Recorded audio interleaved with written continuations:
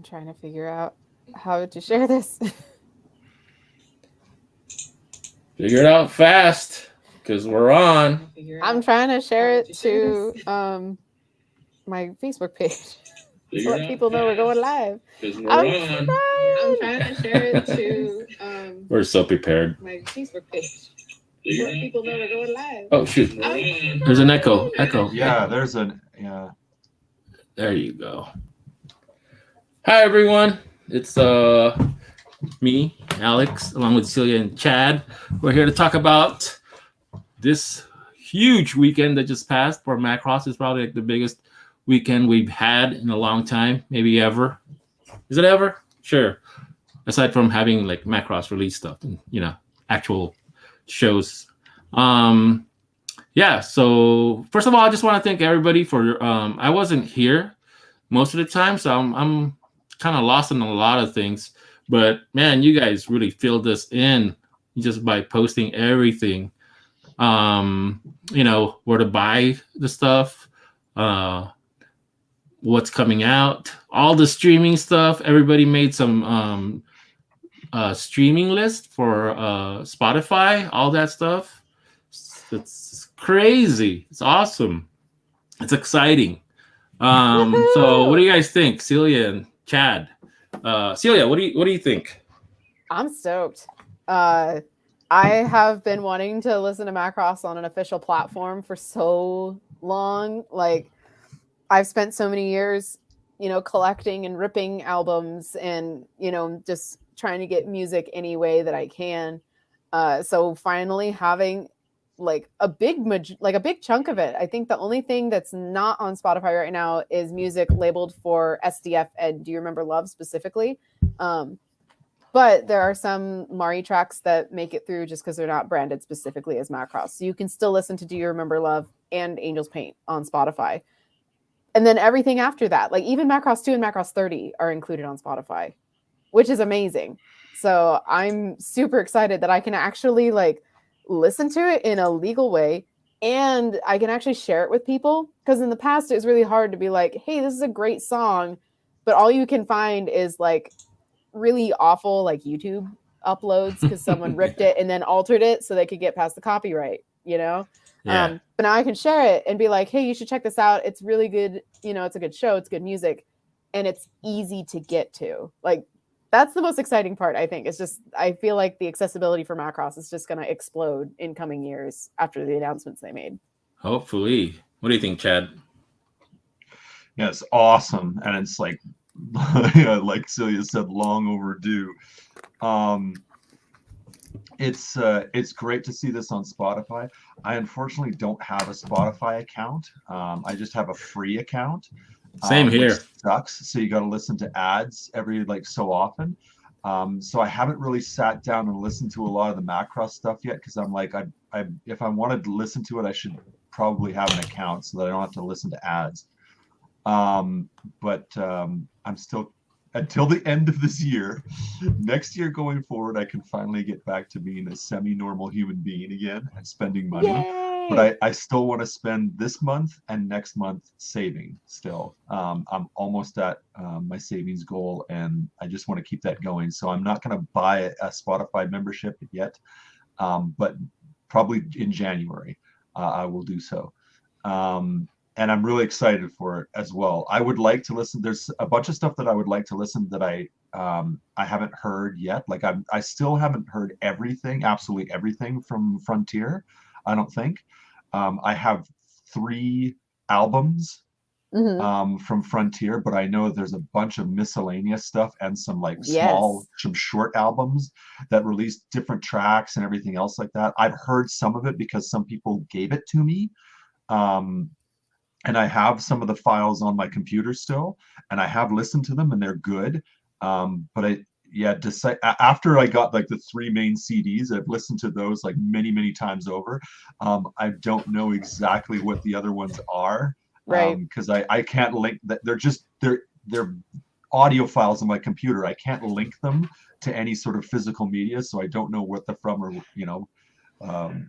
what they were included on, but they were cool.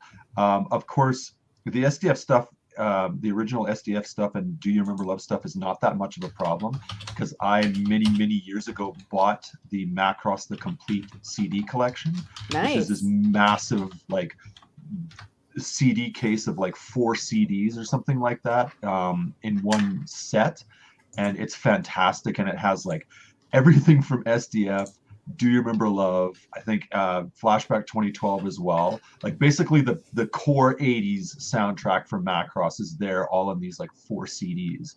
And it's like one of my like, treasured Macross things. And I've had that ripped to my computer for like 20 years now, and been listening to it. So I'm not too sad about that, although I would of course like to see, all the SDF and original stuff on Spotify as well. Yeah. And of course I have like, again, 4 CDs for Macross Plus or something. So, but the other stuff, I'd like to listen to a bit more Macross too. I never did own that soundtrack or have it on my computer, so I wouldn't mind giving that more of a shot. The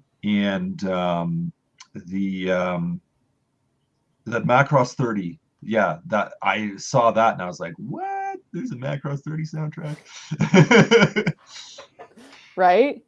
Yeah, it's wonderful. And like I've been following the officially curated Macross playlist on Spotify for, I think they made it last year. I can't remember if they made it at the end of 2019 or the beginning of 2020, somewhere around there. And before this, this whole bunch of music came to Spotify, there were only like 12 tracks in it that you could play. And most of them were from one of Main's compilation albums, and then from, I think it was Megumi Nakajima's cover album that she did a year or two ago. I can't remember the name, but it has a really cute pink cover. So it was a really, really small, glimpse into Macross stuff. But after, the music became available worldwide on the 22nd, was it? Yeah, 22nd, 21st, one of those days. That list expanded greatly. Like there's like 3-4 hours worth of music in it. The first songs are the ones that just came out. So like Toki no Meikyu and then Walkyrie Reborn are right at the top. And as you go down, you get a nice sampling of everybody. So it's, if you like, people want to listen to it but are kind of overwhelmed at where to start, I highly recommend that playlist. Yeah. I mean, so many people have like started like all these I don't have Spotify either, but I'm pretty sure I'm going to get an account now. I think I tried it out and there wasn't really like a lot. No, I will. I am. Like I already decided. I've had it before and it was just like, I don't know. I guess it's useful, but this is my first good reason to just go for it. Right. So yeah. Well, and Spotify's like $5-6 a month. And if you think about the cost of importing CDs versus the monthly cost of Spotify, like I was already really selective with what CDs I imported anyways, just because they cost so much, and shipping was really expensive. But now that they're available for digital purchase through iTunes or just on Spotify, I really like that, because that means that I'm not going to be paying all this extra for, say, a proxy or for international shipping. And if I really, really, really want a physical album, then I can decide to do that, which is nice, because then I'm still supporting these artists because I want to, and I want to enjoy the music without having to like get a CD, rip it, import it, then listen to it, especially because, at least from me, because I have MacBook, iTunes no longer exists anymore. It's just Apple Music. So even if I wanted to listen to my own files, I couldn't. Yeah. One of the questions this brings up actually is like, will this stuff, will we be getting international, like physical media for things like soundtracks and CDs and everything? I don't know. They hadn't said. I think the streaming was really big news to begin with. I don't know if they have any plans. When I watched the Galactic launch ceremony on Friday, the 19th, I don't remember them talking about anything besides the streaming, so we'll just have to wait and see. I mean, eventually, I think they're gonna. I mean, it's it's money, but they have to get the people used to the music first. So I think the actual like movies and shows would have to come out first. Maybe. Most Macross fans are Um, already aware of the music and everything, but just to make it like a safe release, people would have to be like, into the music, or For sure. have Yeah. a I was just curious. simultaneous release, just like they do all anime. Like like you bring out Attack on Titan season 3, so you put out that soundtrack. It would have to be like something like that, like a reason for them to release it. So I don't maybe think like, so, because you don't if we think use so? that logic, they wouldn't release the toys. Oof. Burn. And they have a global toy that just Sold. came out, like, yesterday. I don't know. No, I'm just 2 days guessing there would ago. have to be like a So rhyme or reason for them to I release think they just have to stuff like coordinate with that. vendors. Like, you know That's what I another mean? Like thing. that's Yeah, that's the thing, is licensing coordinating and with all that vendors stuff. to get people to agree to carry your stuff, setting up, getting stock to them so they can fulfill orders. Like, and that's a Yeah. time-consuming process. So I think Yeah. that's probably going to be the biggest barrier, more than Yeah. the anime not being Well, available. that's just a guess, but I think eventually we'll get like, Yeah. Well, like I said, I was just asking because I wanted to know if there was any information out there, because I never get like the whole picture. I always have to like find out bits and pieces from different fan groups and news sites. Well, how and does it work everything for else other like that. franchises, like like older, like Gundam and stuff like that? How I don't does know. it? I don't know. I don't Like know Well, that either. for I've never them, they actually have bought the like a lot of benefit. soundtracks for different Yeah. like things like Gundam. Like I do have some like soundtracks for different anime, like Akira and Gundam 80, but I ended up buying those from like way back in the day from like CD Japan Yeah, and and things probably like you that, already right? bought Yeah. them because and they were already out, not To because be they were being honest, released. as an anime fan, one of the cheapest and easiest things to ever buy, like as far as like merchandise and stuff, has always been the music.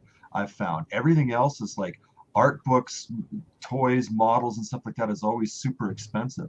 It seems like the CDs and everything like that were the cheapest thing that you could buy as a fan.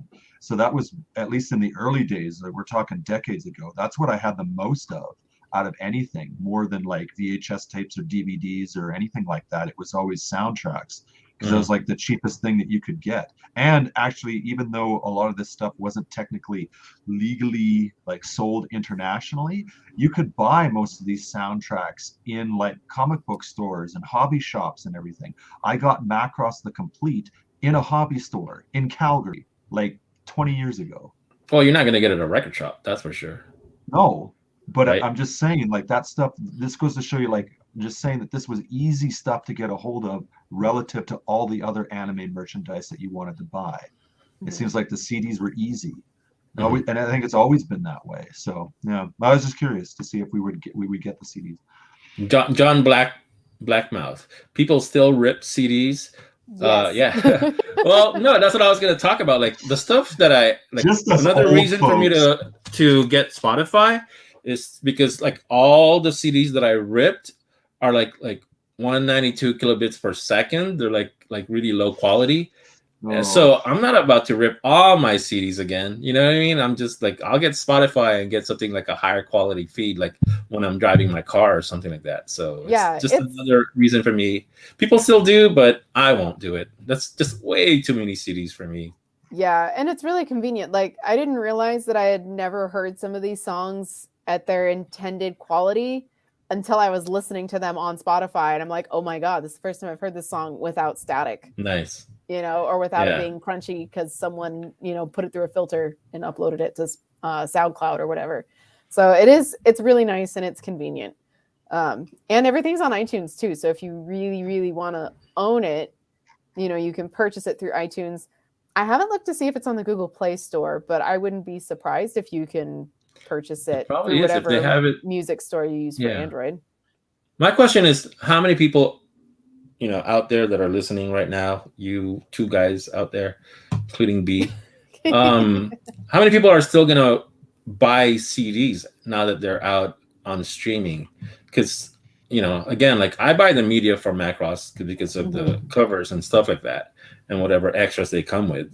So, I mean, if are they going to release it like in the US, or do I still have to go to Japan just to get like those kind of specials? Like, yeah, what are you guys going to do? What do you think, Celia? What? I don't know, because like already there's been some talk about a special code for people who attended Revenge Live, where they can use that to get a packaged version of both of those crossover CDs. So because they come with two different covers, one that has Cheryl and Ronka and one that has Walkure. So concert attendees will have a special bonus already just by being able to get those two together in one combined order. And then different stores in Japan will have tokuten, clear files, art cards, that kind of thing that they usually do. I think that's probably the only thing that if they do decide to distribute to the US that we'll probably miss out on. But let's be real, how many of us actually use those clear files that come with our stuff? I just like having we like to look at them, but yeah, no one uses them. Lance Webster saying, I'd rather have the media than paying a monthly subscription. Yeah, I mean, I like having the media, but I don't take it out of the box. Lance, my old poker buddy that moved to the East Coast. Yeah, I'm definitely gonna get Spotify. So, all right, let's move on to the crossover album, the Deculture Mixture, which is going to be released in April 6th. Celia, do you have more information about that? Not any more information than what's been released so far. We already knew. Describe it to us, yeah. So we already knew that Cheryl and Ronka would be singing a Walkure song, and that Walkure would be singing a Frontier song. And those results were actually confirmed via a poll that was conducted a few months ago. So we already know that Walkure is going to be singing Sayonara no Tsubasa, which is going to sound amazing with the way their voices harmonize. Like, I'm really excited to hear how that sounds. Yeah, me too. And then Cheryl and Ronka will be singing Ikenai Borderline, which, whoa. That, like, main belting that is going to, I'm excited. Like, I'm super stoked for this. I kind of hope there are other songs besides Frontier and Delta on this album. Like, let's make it Macross the Tribute Volume 2, please. Where everyone was singing each other's songs. Yeah. So far, that's all we have, though. We know for sure that those songs will be on there, who's singing them. And then there are two versions, one with Cheryl and Ronka on the cover and one with Walkure on the cover. Cool. Yeah. So that's going to be, next year, April 6th, 2022. Time's going to go by fast. We'll have it in no time. Oh, yeah. Before we know it, especially after we get through the holidays, like, soon enough, we'll have all those pre-orders springing up on us and being like, oh, my God, when did I order all these Macross things? And now I have to pay for them. Oh, my God, it's going to go down. And this was only, like, announced in a Japanese site, right? Was it ever, like, put out there for the English websites? Because I'm assuming if they don't say anything with that has like an international announcement, that they've only planned it for the Japanese market. I don't think so. So far, the poll, I believe, was only in Japanese. I remember I was going to participate in it and then forgot because it took time to actually like read through everything since it wasn't in English. So I don't know if, like, even though this one's coming out now, clearly they've been planning for global release for a while. So even though this is in planning stages and is due to come out next year, it may be included in that. Like, hopefully. We might be able to buy that on iTunes in April instead of pre-ordering a CD from Amazon. Yeah, hopefully we'll get to have some form of it. But like I said, like if the Japanese release is prettier, I'll probably get it from the Japanese sites, but it's nice to be able to read the covers and all that stuff in English. So I don't know. Would I double dip? Yeah, I mean, we don't even know if they will release English versions of these albums. They might just get retailers who will import it. That's fine, I guess. And it's just a Japanese CD. Let's see. John Blackmouth asked, do you ever buy variants of the same CDs or merchandise? Yeah, I have done that before. Because I used to be a big Bang fan in my like super intense K-pop days. So, when they would release a version of the CD for each member, and there are 5 of them. So I have definitely done that before, where I've bought more than one copy because there were variants in them. Oh, like if it was like a cover of like each member or like Mhm. stuff like that. Yeah, so like the last one Ugh. of their last EPs they put out that I bought, and I bought it because it came with a steel case that was supposed to age like as it sat on your shelf. Like it Mhm, eventually gets like rust and stuff on it. It's actually mhm. kind of neat. Mine's already started doing that too. Each one of that, like each version of that EP came with a different CD design for each member of the group and a different photo book. So like I got Top's version, so I had his photo book. And I used to have I think G Dragon's version also, and his came with his own photo book. So I really feel for people who are fans of groups bigger than 5, because then you have like when EXO was still active as a group, they had like 13 members. That's 13 different versions of things to buy. Wow. And there are fans who No. do it. I mean, I wish I could do it for all like 5 Walker members, but Yeah. I just have way too many other things to get that are Macross. You know what I mean? It's Yeah, just like, no, you and gotta. if I try to This do that, hobby is. what's her name? Raina's gonna get left out. No. That's. Sorry, Chad. What were you That's a saying? novel. She won't I get was just left gonna out. say that yeah, anime is way too expensive of a hobby to be doing stuff like that. There's always like way more things, and like especially in the backlog too, like art books I still haven't got. Figures I wouldn't mind getting. Blu-ray sets I would like to have one of these days, sort of thing. Hopefully before they re-release everything in 4K. Hmm. It's just stuff like that. Like I can't afford to be spending stuff on completist things like that. That's the other thing too. Like I would never, like I remember when I was really young, they did stuff like that with comic books as well. Hmm. Like you had like, I don't know, like a Yeah, variant Spider-Man, covers. I think like Wildcats variant had one of covers. every Yeah, character's.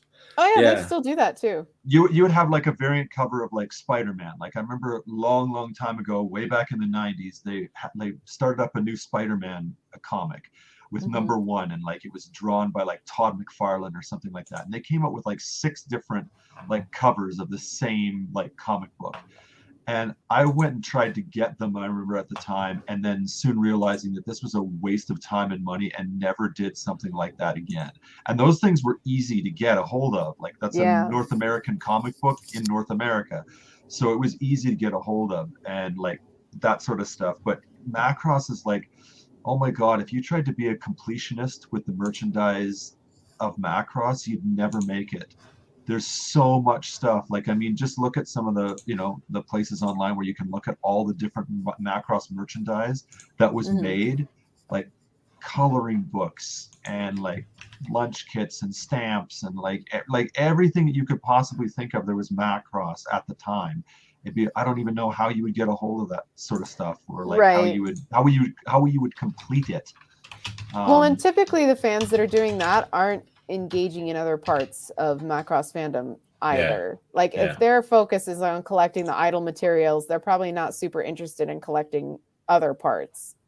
I think you're gonna yeah, be hard pressed to find someone who attempts to collect everything, absolutely everything everything. Macross, you know? That I'm talking sounds like all the inhuman. CDs, all of the albums, like laser discs, vinyl, everything, like figures, like from like Takutoko figures from way back in the day, like everything, like I mean, Right. I don't think you can do that with properties like No. Macross or I Gundam think or that's anything else like that. impossible. I think it's impossible. Yeah. I mean, I've seen some people do like collections like that here in North America for things like Star Wars, and they've been at it for like 30 plus years, and they still don't have anything. And we know how much Star Wars is merchandised. It's crazy. Yeah. But yeah, I think like it's much harder to get a hold of. That's the problem. Like so many of these things. Like I remember purchasing a few of the art books for Macross, and they were ridiculous to get a hold of. They were so hard. Hmm. Like the Dynamite 7, the art book for Dynamite 7 was ridiculously hard to get a hold of, and it was super expensive. It's still the most money I've ever paid for an art book from Macross in my entire life, and I don't regret it, but I really wish I didn't have to pay that for it. It's crazy. Yeah, it's too much. So yeah, short answer, I guess. That was a long-winded way of talking about it, going off topic here, but sorry. Mm-hmm. Yeah, well, and that's where it helps too, like to be able to catch stuff when it comes out.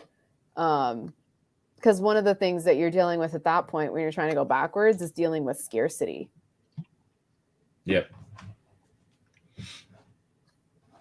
Oh, okay.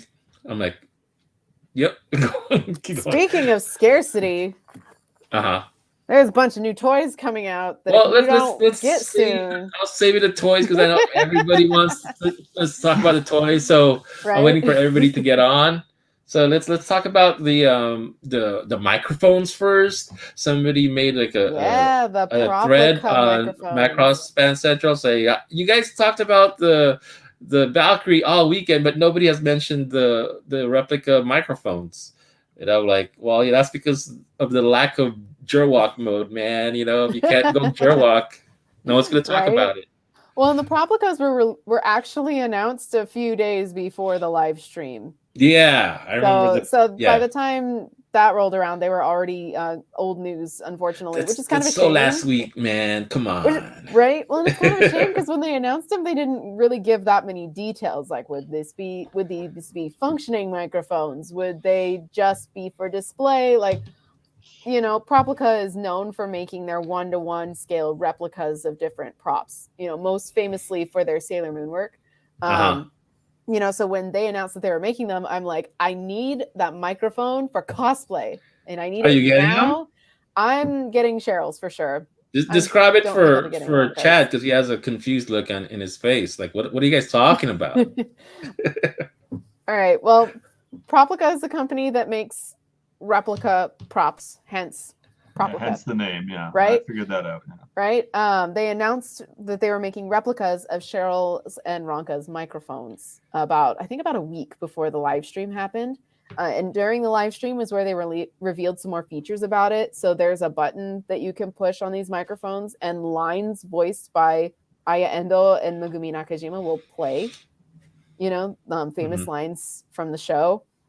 I don't remember if they were functional or not because I watched the Japanese only stream, and I didn't get to that part yet in the interpreted stream. So I think Ronka's didn't look like they had holes. I don't know. Maybe I'm just imagining it. It's hard to say because so far when they've shown them off, like even on the live stream, they're just on the stand. They haven't taken them off the stand to show you what it looks like all the way around.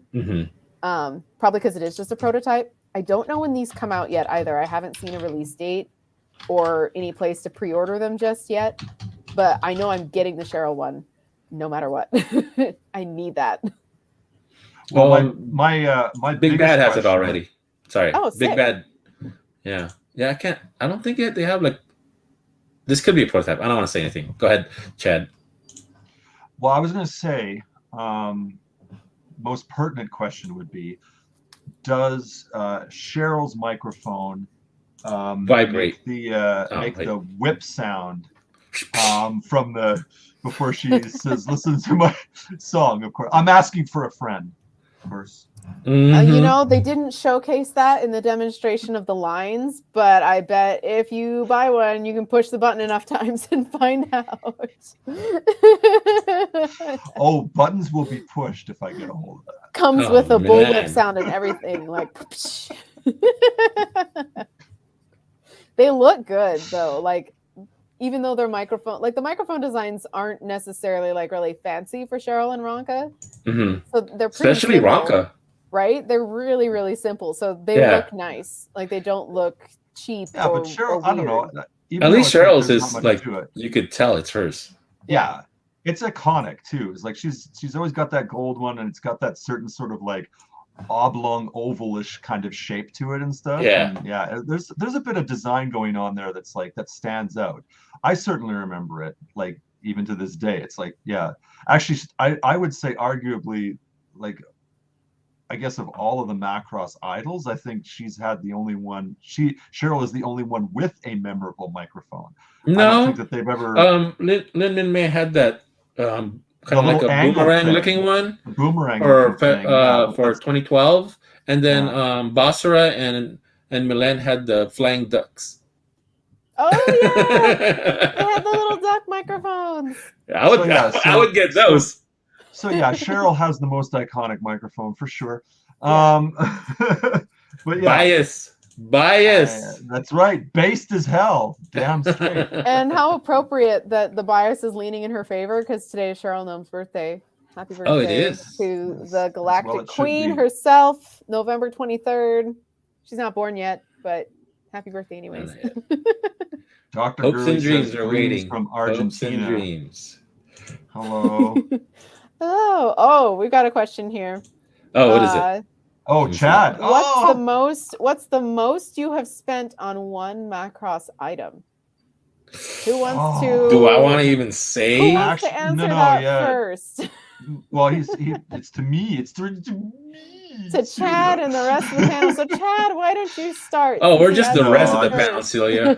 Yeah, it's probably going to be you two who will be way more impressive than me. I'm actually, when it comes to Macross merchandise, except for the art books, I'm kind of a lightweight. I don't spend like big, huge money on big, huge items. The one that I did spend it on was the biggest, most expensive item was actually a disappointment to me. So it was the what was it? The Arcadia 19, YF 19. I ended up paying $350 US for it at the time and wasn't very happy with it. And after that, I was like, yeah, this is the most I've ever paid for a figure, and I think it's going to hopefully remain the most I've ever paid for a figure because I'm never doing this again. This is crazy. Yeah. It was just it was too much money for a figure that I wanted to have like well, just some setup. It was like before I got that figure, I was buying all of those VF1s and they were awesome. Like the VF1, like since the Yamato's 148 way back in the day in like 2003, they've been awesome. They're solid in every mode. They're so cool. They got lots of details and accessories and everything like that. They've been great. And when I bought that YF19, I guess I was still a naive little boy, and I figured that was going to be the level of quality that I could expect. We all thought that from the 19, and that was just not the case. I was hugely disappointed and learned a very hard lesson.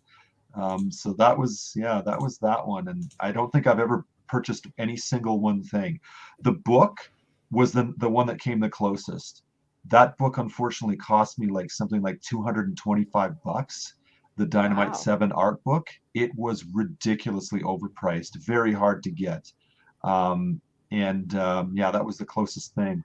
But $350, I think, it still remains the most expensive single item I ever paid for, and hopefully I'll never have to do that again. Right. I'm looking on my Ami account because I can't remember which was more expensive. If it was the YF29 full set pack or the gorgeous Cheryl figure. I think the full set pack was more expensive by just a bit because I think that was almost $300 retail. Wow. So that's probably the most expensive single Macross item that I have purchased so far is the full set pack that came out last year. Oh, Jesus. But okay. So it was worth every single penny because it's beautiful. It's re-engineered, so it's even better than the renewal version. I have a renewal YF29. I love the satin matte finish. It's beautiful. I love it. It was worth paying that much for it instead of trying to track it down later. So that is, if that's not the most expensive thing, then the gorgeous Cheryl is probably the most expensive because I pre-ordered that one, and I believe she was about somewhere between $250 and $300. Yeah, when that came out, and that's a massive figure. Like it's still sitting in the box because I don't actually have shelf space for it. And I would say the base is easily as wide as my 16-inch laptop. Wow! Like it's a big statue, which is part of why it's so expensive. Got plenty of room, Celia. Back here. Well, I mean, I don't want her to break in shipping or anything. Maybe if you came and get her, just get her a seat on the train. There goes the plane. That's crazy. What Right? about you, Alex? Woo, winner, That's- the champion. I think as of now, the Yamato 3000 SDF1 Macross. I got oh yeah, the premium finish one. finish. Oh god. So yeah, glow in the dark printing on it, tempo. Yeah. So, but I might, maybe by next year I might beat it, because there's this item that I sold a long time ago and I regretted it. I just needed the money so bad. But I might rebuy it. I pretty much decided to, rebuy it, but depending on what happens by next year and circumstances, I think that one's gonna. Well, the SDF one was over 500. I think it was like 550 like ship. Yeah, I remember it being ridiculously expensive. Yeah. And then yeah, back in 2014, and then this item might end up costing me. This other item, which is older, might end up costing me like 800. And then I might buy something along with it just to make the shipping worth it. Is it a So I think Macross item though? It's a Macross item, yeah. Oh, okay, okay. I don't want to say, because then somebody's gonna look for it. I'm like, oh, I found what you're trying to buy, and Up the price. Scalpers. exactly. Scalpers. Or like beat me to it, or something like that. So we'll see. John Blackman says, "Where's the room tours?" Well, I'm not home, unfortunately. Otherwise, I'd be using my usual backdrop when I've done streams in the past, which is all my Macross Oh stuff yeah, behind me. yeah. Otherwise, no room tour for me, because I'm in afraid office. all you can. Yeah, I'm afraid we'll have to rely on Alex for room tours. All my toys are behind the camera. Yeah. My stuff is still on the other side of the country, and has been for the last year and a half. So, What's the address? I'll eventually get back there. But I just want to also with room tours, like John Blackmouth says in the thing too. Honestly, even though I come across as a super Macross geek, I think my collection would be disappointing compared to the crazies out there who have like thousands of toys, hundreds of books, plushies, all that sort of stuff. I don't have anything like that. I've got a modest collection of figures, which are scattered. It's from all the way across. Although I don't think I have my old Takatoku 155 anymore. I think I sold that. But it's a small, modest collection. Maybe, I don't know, how many things do I have? Maybe 50 figures or something like that in total. That includes like Macross Plus, like everything, Gundam, Pat Labor, a bunch of other stuff. So it's small. The biggest thing I have is obviously art books, because of what I do for like scanning art and coloring it and sharing it online. My book collection is massive. I have both editions of the Macross Chronicle, which is like, I don't know, like that's like 130 issues or something like that combined.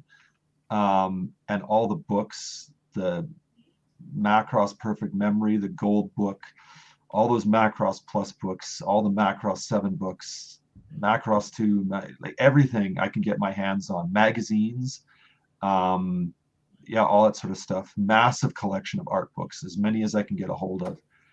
Because unfortunately with like Macross, and I don't know if other mecha franchises are like this, the art gets scattered around.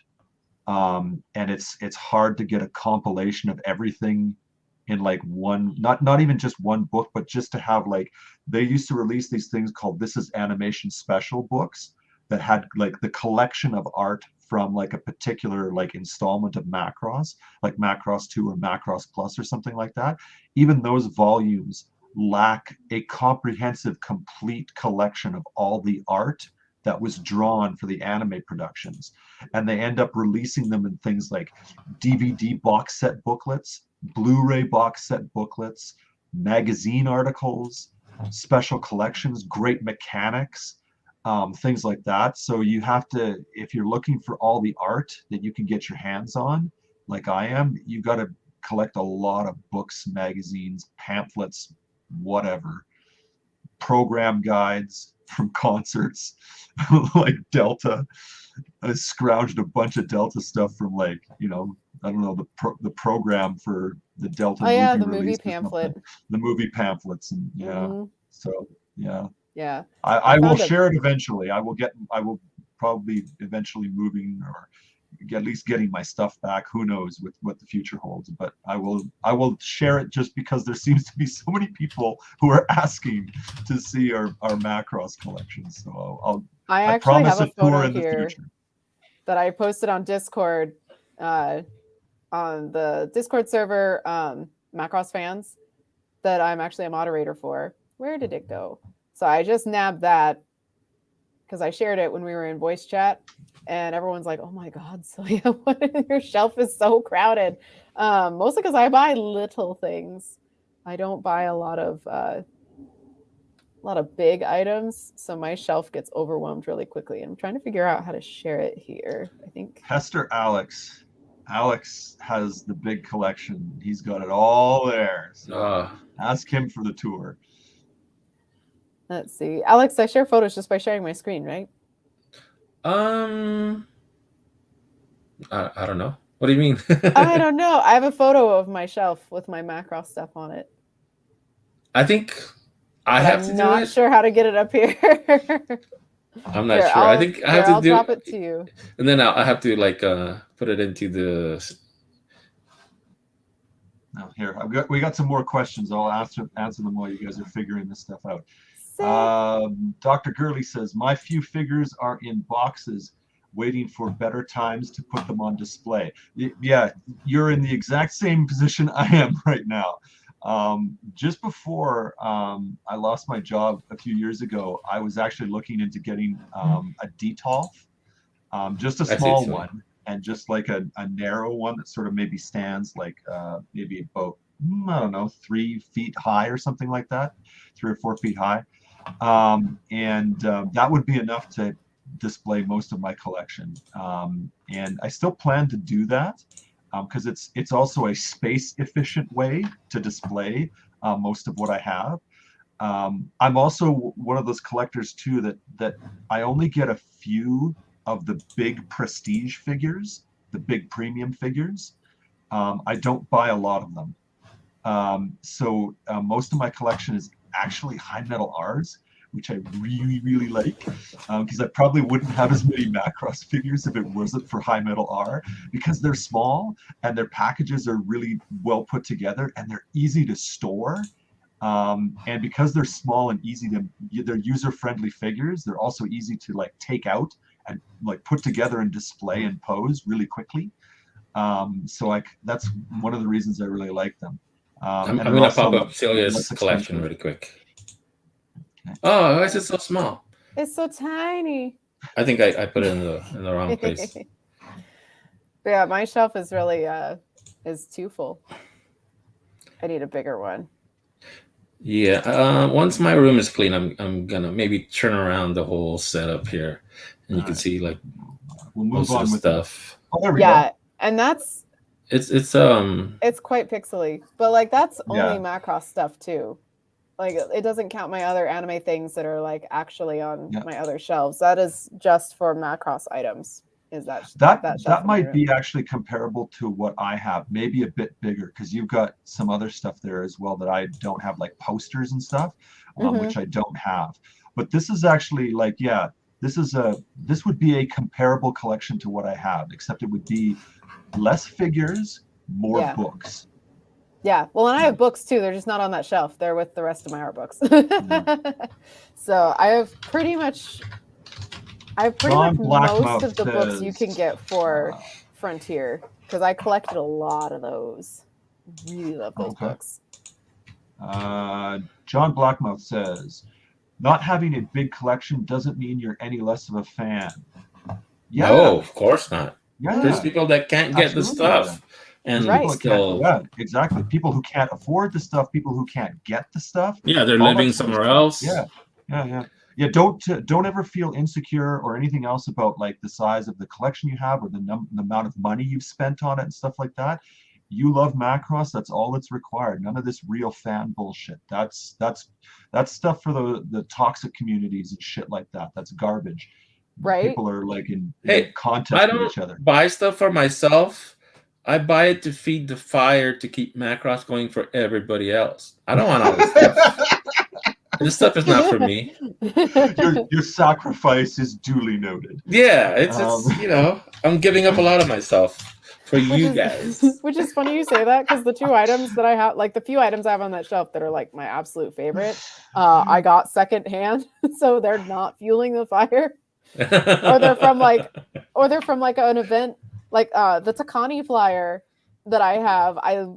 It's one of my favorite things ever, because I actually got to go see his artwork in an exhibit, but it didn't do anything to fund Macross. Dr. Gurley says, yeah, but I want that stuff so bad. Oh, same. Maybe in the future. Let's have hope. Honestly, well, that's what this whole thing's about, right? We're getting stuff worldwide, so yeah, hopefully we will available where you're at soon. We will get stuff more available and everything too. There's plenty of time, and keep saving. Some of the screenshots and books have amazing colors. Yes, they do, David Zaney. They look great. Honestly, too, if people watching are wanting to try to collect merchandise, if you can play a good waiting game, you can get a good deal on stuff. I didn't with some of the only thing I don't recommend that with are Shogokins, because those only go up in price. They very rarely go down unless they were really, really, really poorly engineered. So don't wait on those. Try to get those when they come out. But everything else, if you wait long enough, you can snag for a pretty decent deal. Like I got my Max High Metal R, I think for like $80 on eBay. And when that came out, it was somewhere between $120 and $150. Yeah. So if you're patient and you just keep checking the sites, Mandarake, Surugaya, eBay, Mercari, like don't tell me. No, I'm helping the people. You're helping the people. Yeah. Well, I got a new nickname. Marianne says, "EXO is the true Macross Messiah." How do you like that? EXO is a VF25 this whole time. Oh, same. Marion says figures in boxes. Blasphemy. Yeah, Alex, figures in boxes. That's never mind that issue. stack of boxes in my collection photo. We're just gonna. You can see that. Wait, let me we're turn the camera. That. Celia, do you have? This is from Franklin. Do you have the Black Bunny Cheryl? It's a toss up between that and the gorgeous Cheryl. That's my favorite Cheryl. I have an Ichiban Kuji Black Bunny Cheryl. I found her for $30 at a secondhand store in Tokushima. I like it. It's a B prize, so it's pretty solid. Like, it's a nicely detailed figure. I really, really, really want the big one that has the half white, half black with the gears and the big stand. I have not seen that either in Japan or online for less than $300. So I don't have that one yet, but it's a dream. Like, it's beautiful whenever I've seen it. In terms of like whether to get them, I say go for it. But yeah, toss up between that and Gorgeous Cheryl. Yeah, Gorgeous Cheryl is awesome. Like, that one's an art piece. I have not owned a large scale figure before that is also a piece of art the way that Gorgeous figure is. There are so many translucent and metallic parts and things that are finely painted. It's beautiful. Gorgeous. No. Franklin said that he'll give you his Black Bunny, the big one. If you come to the screening, it's right there. See, I can read wish. that. I would try to find a way to make it to the screening for that. You're like, I sure. would just to follow up on what was said earlier. I would definitely mirror what Celia said. If you want something really bad, I'd recommend putting time aside and doing like some searching. Be very patient, and you can find deals out there. I came into, and I always tell this story, and sorry if everybody makes me sound like a broken record, but I tell this story because it is a success story, and it is something that people should be doing if they really, really want some Macross merchandise. I came into the collecting of high metal R figures really late, like several years after most of them had obviously been already released and no longer available. And I managed to get almost all of the figures that I wanted secondhand at some killer prices. Some of them less than half the going rate on places like eBay or, Yahoo Auctions, Japan, and other places like that. So look out, be persistent, go on places like Mandarake and other places like Jungle, all those kinds of places every day, and keep at it until you find what you want. You get some discipline, put some work and effort into it, and you can find stuff for cheap. You can find stuff on deals. It's definitely worth it. And be choosy. Like that's the other thing too. I know, like we were having a bit of a laugh at I think it was Zany, who said that it was Dr. Gurley who said, yeah, but I want the stuff so bad. I'd recommend like really creating priorities. Yeah. I would really recommend spending smart, not just buying lots and lots of stuff as much as you can afford every paycheck kind of thing and stuff like that. I would recommend being smart. Start thinking about what you really want, the things that really matter to you, and prioritize those, and just drop the rest. Like, don't worry about it. Stop like trying to get this stuff just because it tickles your fancy. Like a new item comes up for pre-order and you're like, oh, I'd love to have that. Would you really like to have that item? We just had a discussion on Macross Fan Central today about a user who was debating whether or not to get the commemorative VF25. And just from their post, you could tell that they didn't really want to buy it, but they wanted to spend the money. They just wanted to buy something. They just wanted to be a consumer and spend money on Macross. But they didn't really want, they wanted something else. They really wanted something else that mattered more to them. So I would say definitely start doing that. I know it's really worked for me as a collector. It makes you, when you have a smaller collection and you spend less money on it, you prioritize the things that you really, really want, and you appreciate the stuff that you own more. Yeah, I'm really called out now because I got the VF25 just for the principle of the thing, and not because I actually wanted the VF25. I pre-ordered it because it's a worldwide release. I'm like, I'm gonna be part of this moment. Yeah, that's something a little bit different. I'll give you that. It's a thin excuse, but I'll give it to you. This is kind of an important watershed moment, Yeah. But at the same time, I can see we have a long way to go with some of us. Yeah, well, and that's how my collection started too. Was I just bought literally anything Macross that I could find, which is why I have so many of like the little dinky like prize figures, or like Ichiban Kuji like little figures, because those, when I first started collecting in 2014, 2015, somewhere around there, like that's what I could afford. And even at cons, they were still like, 15 to 20 bucks a piece, right? Yeah. So yeah, I did that. Don't do that. You end up with a lot of items, and a lot of items that you can't really get rid of either, because they're so small that they don't move like the big ticket items do. But that's okay, because I have lots of cute little ones. So, makes my shelf look a bit more full, I guess. All right. Homa says, my whole collection is worth less than $100, but I still cherish all the stuff I do have. Yeah, that's I envy you. Yeah, that's words of wisdom. Absolutely. Yeah. I mean, like, it's not necessary to have like tons of figures and all the rest of that stuff. Just collect what you want, and like really prioritize what you like and whatnot. Any collection will be great if it's the collection that you want.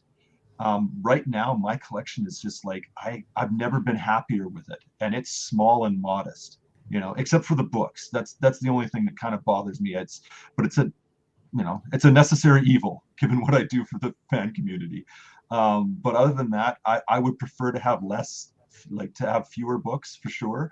But everything else, CDs, Blu-rays, DVDs, figures, all that sort of stuff, my collection is kind of where I want it to be right now, and I don't really want to get a lot more. And if I do, what I'll probably end up doing is I'll sell some of the old stuff that's not that important to me anymore, and replace it with some of the newer stuff that is more of a priority that I really, really want. Yeah.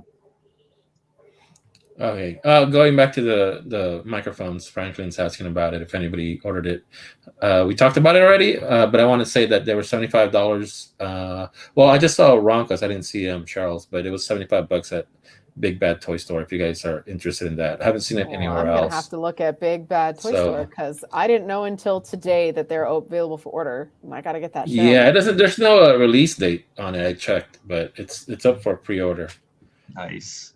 All right, so let's get on with the toys. All right, toys. So let's start small.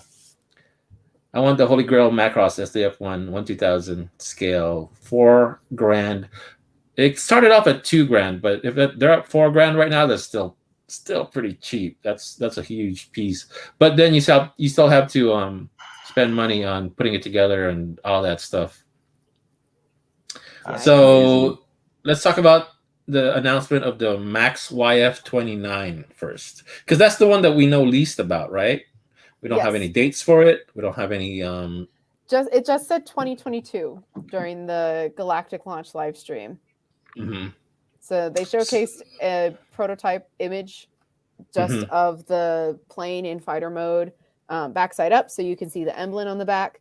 It pretty much looks the same as the Durandal, but blue instead of red. And it's coming out in 2022. Did they have? I don't remember the picture, but did it have any fastbacks or any armor on it, or was it just the 29? Just a plain YF29.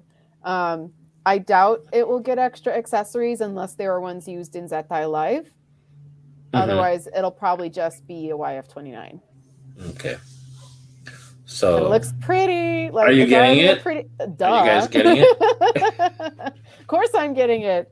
It's two of my favorite things. It's the Durandal and Max. Well, excuse me, Celia. Talk about a leading question.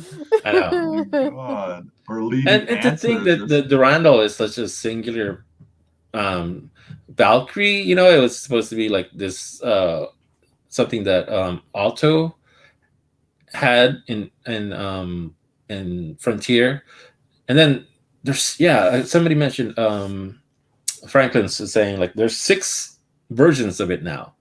You know what I mean? I mean, I know Max has it in the new movie, but we've never really seen it aside from Alto using it in the movie. So it's a way to milk the mold. Were just for toys, right? They weren't featured anywhere else, like not even in the video games. It was like the Roy version, the I think Isamu version. Yeah. Oh yeah, and then wasn't there an Ozma version, or am I thinking of a different one? I'm not sure. Was there? Am I mixing it up with an Ozma YF30? Maybe. That was a while ago. So it was a 30, yeah. So it might have been a 29. Grain of salt. There's probably an Ozma version out there, and I think so, yeah. Moses is asking, does Max's YF29 have a longer nose? I don't think so. I think that's just the perspective of the line art that they had.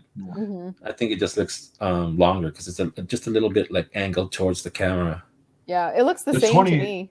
I mean, the 29 does have a long nose anyway. I mean, it does. It's a very long craft. Nose cone. Yeah. Cockpit area. I think it's like it's got like among fans and whatnot. I think it's got that many versions, and it's sort of got that kind of mystique around it because it's a beast mecha. It's a super Valkyrie. It's a super Valkyrie. It's like it is still actually even post Delta. the YF-29 is still the most powerful Valkyrie that's ever been created. It's head and shoulders above everything else. That's just the way they designed it. And so I think that because of that factor, there's a lot of like mecha heads who like really like it because it's like the most powerful with the most guns and everything else. It's the greatest Valkyrie ever, sort of thing. Right. So yeah, I think there's a lot of that goes on. This is why the YF-29 gets a lot of attention. It's also a really good design, actually. It's a nice design. I like the design of it, actually. It's my favorite of the Frontier era designs. I think it looks the most refined, and yeah, I think it's for that particular style, that mecha style, that transformation style. It's probably the best version of it. Yeah. Well, Fred is saying that it's shown with super parts. Fred Sue is saying that it's shown with super parts, and in the movie it has super parts. So, so maybe. I don't remember the picture all that much. Has he seen it? The movie?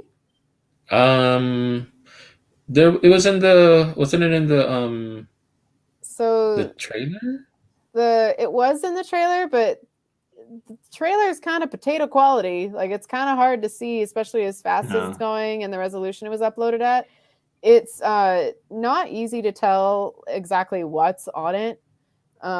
We also don't know if it's been outfitted with different things because this is several years after the first time the YF-29 is used. Yeah. They might be using other things besides fast packs.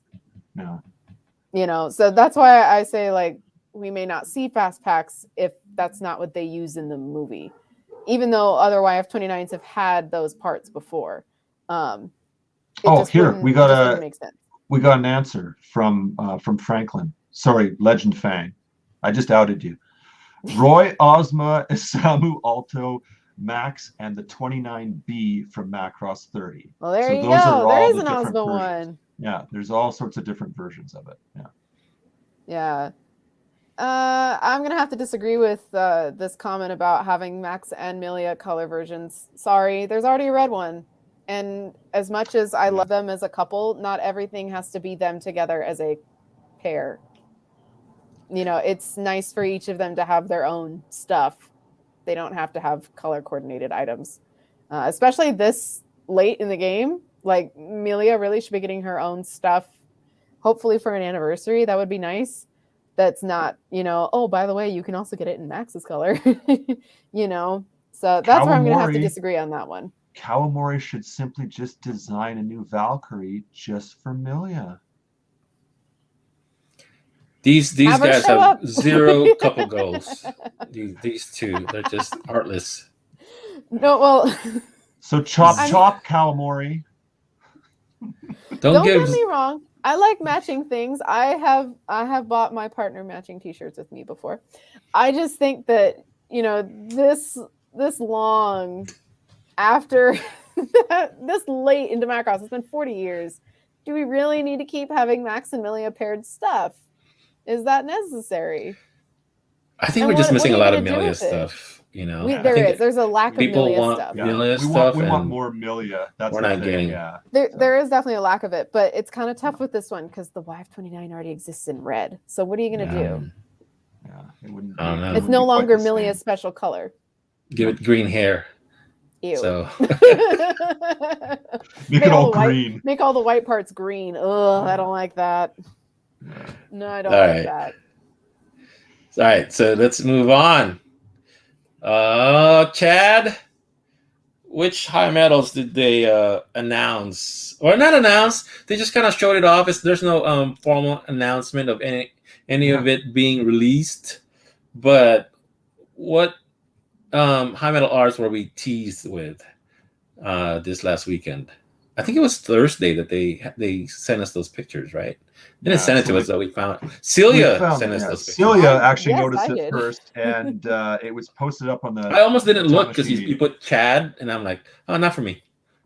And then even though it says Macross Tamashi Nations on it. On the Tamashi Nations website, they basically just updated it with all of the current collection of high metal R's. And then included in that collection were a bunch of high metal R's which have not been released yet, including the Destroyed Tomahawk. So yeah.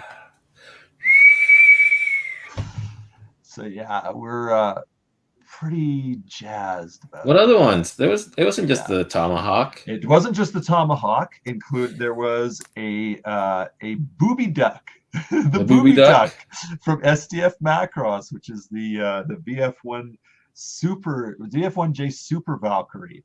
The original fast packs in the teal colors, the pale teal colors, the greenish blue or aqua, pale aqua, if you want to give it a little different color there. But yeah, that's the fast packs as they first appeared in SDF Macross way back in the day. And that's really exciting to me because I really like those colors. And we haven't had a green fast pack set for a VF1 Valkyrie in any toy line for a really, really long time. Hope those colors are accurate. Yes. Because that Destroyed wasn't looking very brown. It did not use the sand color that the Tomahawk. It was off. It wasn't color corrected. It's just it's actually still the prototype that we saw like back in 2015. It's still that version. So they haven't done the color. They haven't done the anime accurate finalizing of the colors on it. They're still just showing you the prototype that they have. But at least we know it's coming. That's a huge win. That is a massive win. So we got that. We got the booby duck, and in addition to those, if that wasn't exciting enough, we are getting a high metal R of the VF0S Phoenix from Macross Zero, and that might even be as much as the Destroid is my priority. However, this VF0 is pretty big news. It's huge, in fact, because there are a lot of different implications that come with the fact that they are releasing the VF0S in high metal R. It's going to be crazy. It's going to be nuts. Number one, it looks great. It looks awesome. It looks more buff than the Arcadia version. Version. It looks a little bit more like it's got a little bit more meat on the bones. Yeah. It looks great. It looks like it does. The high metal R line does it justice. It looks fantastic. It's probably going to be quite big too as well, because the VF0 is a huge fighter. It's one of the biggest variable fighters in all of Macross. It's like 18 and a half meters. It might be as big as the 160 Arcadia VF1. I don't think it's going to be quite that big. It's still going to be a little bit smaller, but it's going to be large for a high metal R figure. It's going to be sizable. I think it's probably going to be like people should be prepared for 5.5 inch. Yeah. So that's a big deal. The one, I guess we can go right into it and just talk about that anyway, if nobody else has anything to say on the toys. What do you mean? Okay, so the high metal R line's coming back to life. Yes. Well, it's going to be interesting because two of them are SDF properties. So, that could be a question of whether it's going to come over like worldwide, or if they're already working on a deal to bring it over to the US. That's a good point. I mean, this could be like the test bed of bringing, the complicated stuff over to an international market. So we don't know anything. I'm just bringing it up. Yeah. What do you guys think? And curiously, those weren't included in the Galactic launch live stream either. When they did talk about high metal in the live stream during the Hatanaka report, they talked specifically about the VF0 Phoenix. Just the VF0. No Tomahawk, no VF1. Yeah, they didn't showcase the other ones in the Japanese stream or in the interpreted stream. So I wasn't sure if they weren't included just because of interest, but now thinking about it, I'm like, maybe they couldn't because they're just not ready. Not necessarily a bad sign. Maybe they're just not ready to. I wouldn't jump to too many conclusions yet. They would definitely play it safe. If agreements haven't been made yet and whatnot. And it's the end of the world. I can't live on. We've heard all kinds of rumors about all sorts of things, about Do You Remember Love coming over, about all sorts of different things. So to everybody jumping to conclusions, just don't. We don't yet know exactly all the details of everything. We don't know if we will never see the originals come over here. We've had the originals over here before. They've been licensed, unfortunately, through Harmony Gold, but we have had them over here. So there could be, anything is possible, especially now. With cooperation, there's all sorts of different things that could happen. We don't know. So don't get so nihilistic and grumpy. Don't be a bunch of grumpy old people. So yeah. But I want to talk a little bit more in depth about, especially for some people who maybe aren't following the High Metal R line or aren't as interested in it as some fans like me. I just want to go into at least some of the details and maybe some of the speculation about what this means for the line and what this means for other figures in the line. So to give people a little bit of background, if you've been living under a rock for a while, a lot of us, one of the reasons we love the High Metal R line so much is because they've been producing the Destroids and they've been producing Enemy Mecha, which are two things that we do not, as Macross fans, get a lot of merchandise for, unfortunately. And those are some of Macross fans' favorite designs. So that is one of the reasons why High Metal R is such a big deal to us. One of the other reasons it's a big deal to us is because they are designing all of their figures in roughly correct scale with each other. And they released a Destroid Monster, which is a massive figure that's really, really big. But it's in 1/100 scale, and it's to scale with all the other High Metal R figures. And this is a big deal for a lot of us that really like the mecha, and we like the scale of the mecha to each other. So we were, as fans, we're very keen on having a lot of our figures all displayed together, all in accurate scale. So that's a big deal for us. So that's one of the reasons, was a couple of the reasons why the High Metal R line means a lot to a lot of fans. Other things that people might not know about is the Destroid Tomahawk. They released, the prototype pictures again in this Tamashii Nation's latest release. We saw pictures of that way back in 2015. So we've known that they've had a High Metal R of the Destroid Tomahawk for a long time. And they have also, way back in 2015, released images of the Destroid Phalanx as well. So we know that one exists. So the implication being here is that if they are continuing with the High Metal R line with Macross and they are now releasing the Tomahawk, odds are good that we are going to see a Phalanx eventually as well. And we will finally have a complete collection of all 5 of the original Destroids in one single product line. And that is huge. As far as I know, that has never been done before. At least not in the last 20-25 years. So that is a big deal. That is a huge deal. So that's pretty important. One of the other things that I want to, okay, so one of the other big revelations about the continuation of this High Metal R series, especially because of the release of the VF0, we got 2 very small but very important photographs of the Tamashii Nation's 2015 event in Japan, which had displays for a bunch of different High Metal Rs that we didn't even know existed. Not back then, and they've said nothing about them since. But the release of this VF0S Phoenix from Macross Zero actually seems to confirm that a lot of those displays that we thought were High Metal Rs actually are High Metal Rs. And they've had them since at least 2015.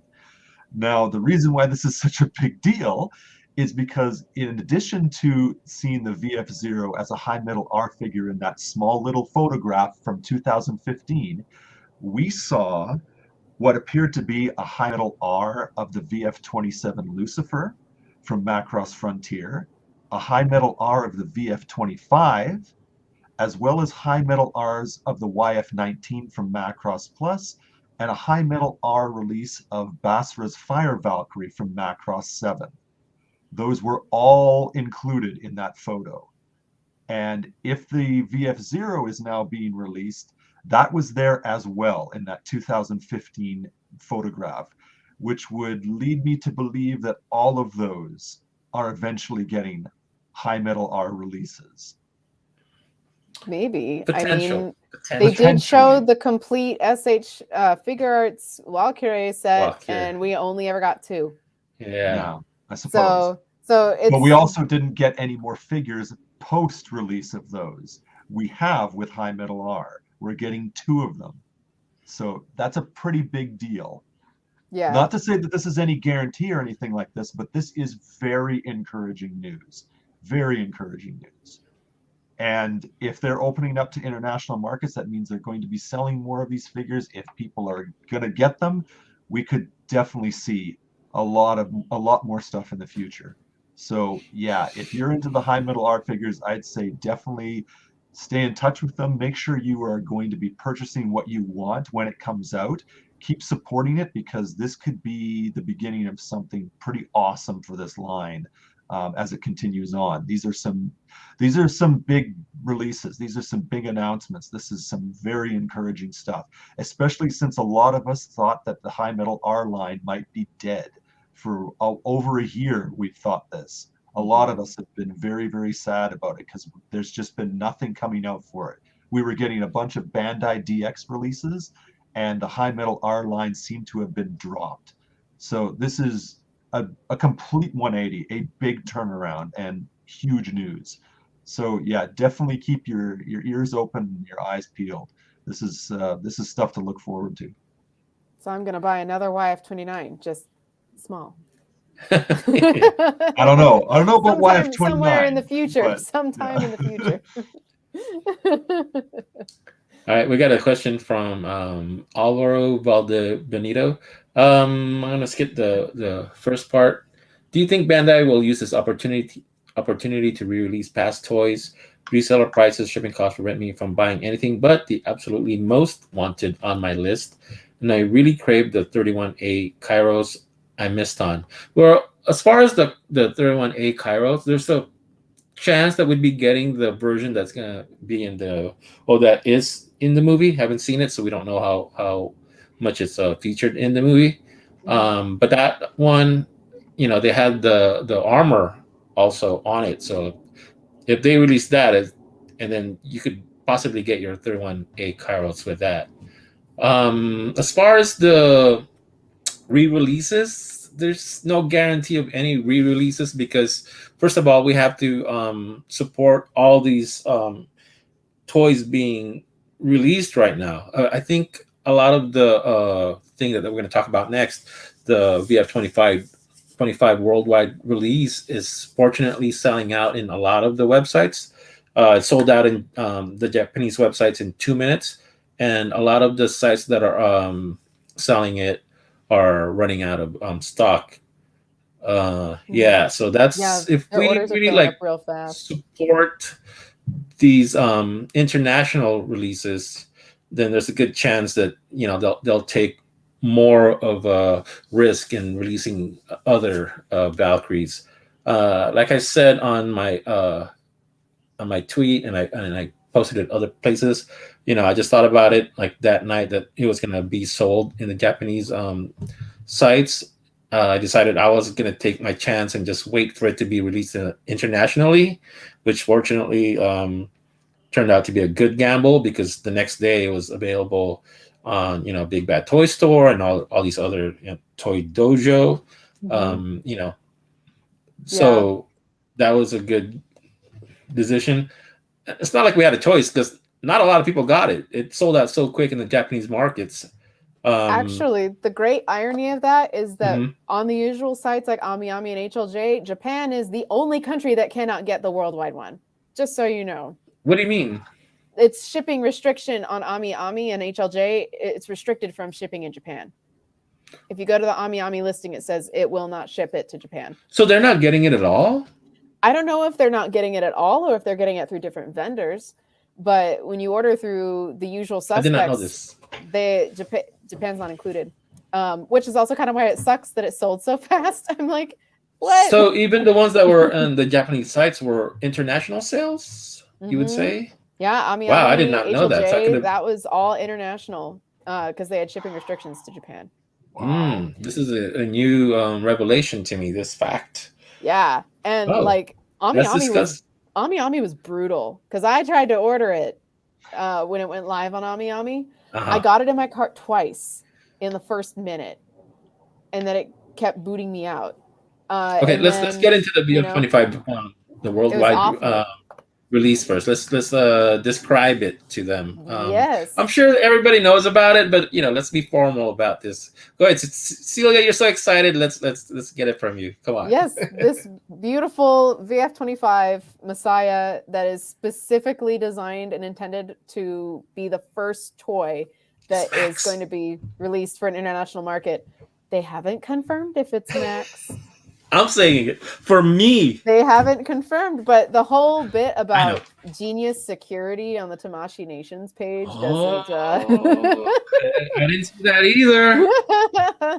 Yeah, if you go to the Tamashi Nations page for the VF25, in one of the paragraphs it talks about genius security. So I'm like, Confirmed. Is this going to be Max? But so in the Galactic live stream, they did talk about this because Kawamori also had a video message that they presented. He wasn't there at the stream, but when he talked about it, it's blue to represent the color of the planet Earth. So that's why it's that color.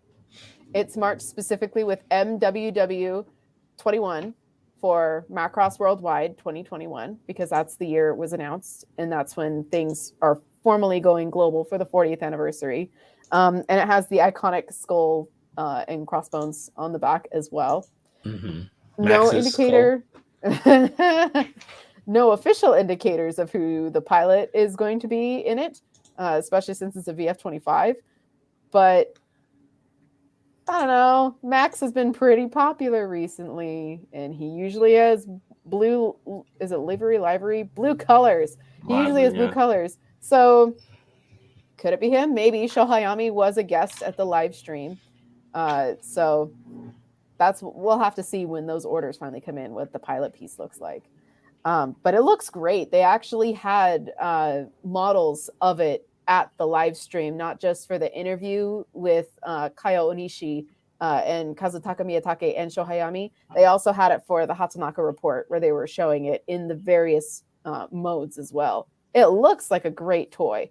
So even if, I don't know, there's just a part of me too that's like, even if you're kind of uncertain because the VF25 is not your favorite, this is a landmark toy that you're not going to want to miss because we don't know how many of these we're going to get. And it's a special commemorative toy. It looks good. And if you look on the Tamashi Nations website, they've got really nice. It'll be my first VF25. Mine too. Yeah. I don't have any. Like it's VF20. The VF25 looks good to me, but for some reason the toy, I feel like it could be done a little bit better. But but this one, I think, because of the commemorative status, I've already ordered it. Yeah. Put down a deposit. Yeah. Well, and what's exciting about this too is it presents an opportunity for the design to be re-engineered because as we know, the Frontier Chigokins were not great. Even after they released the renewal versions, like there were still some pretty significant problems with a lot of them. So I'm looking forward to see how many improvements they've made because the YF29 new version they did with the full set pack is wonderful. Like some of the parts are actually too tight compared to being too loose.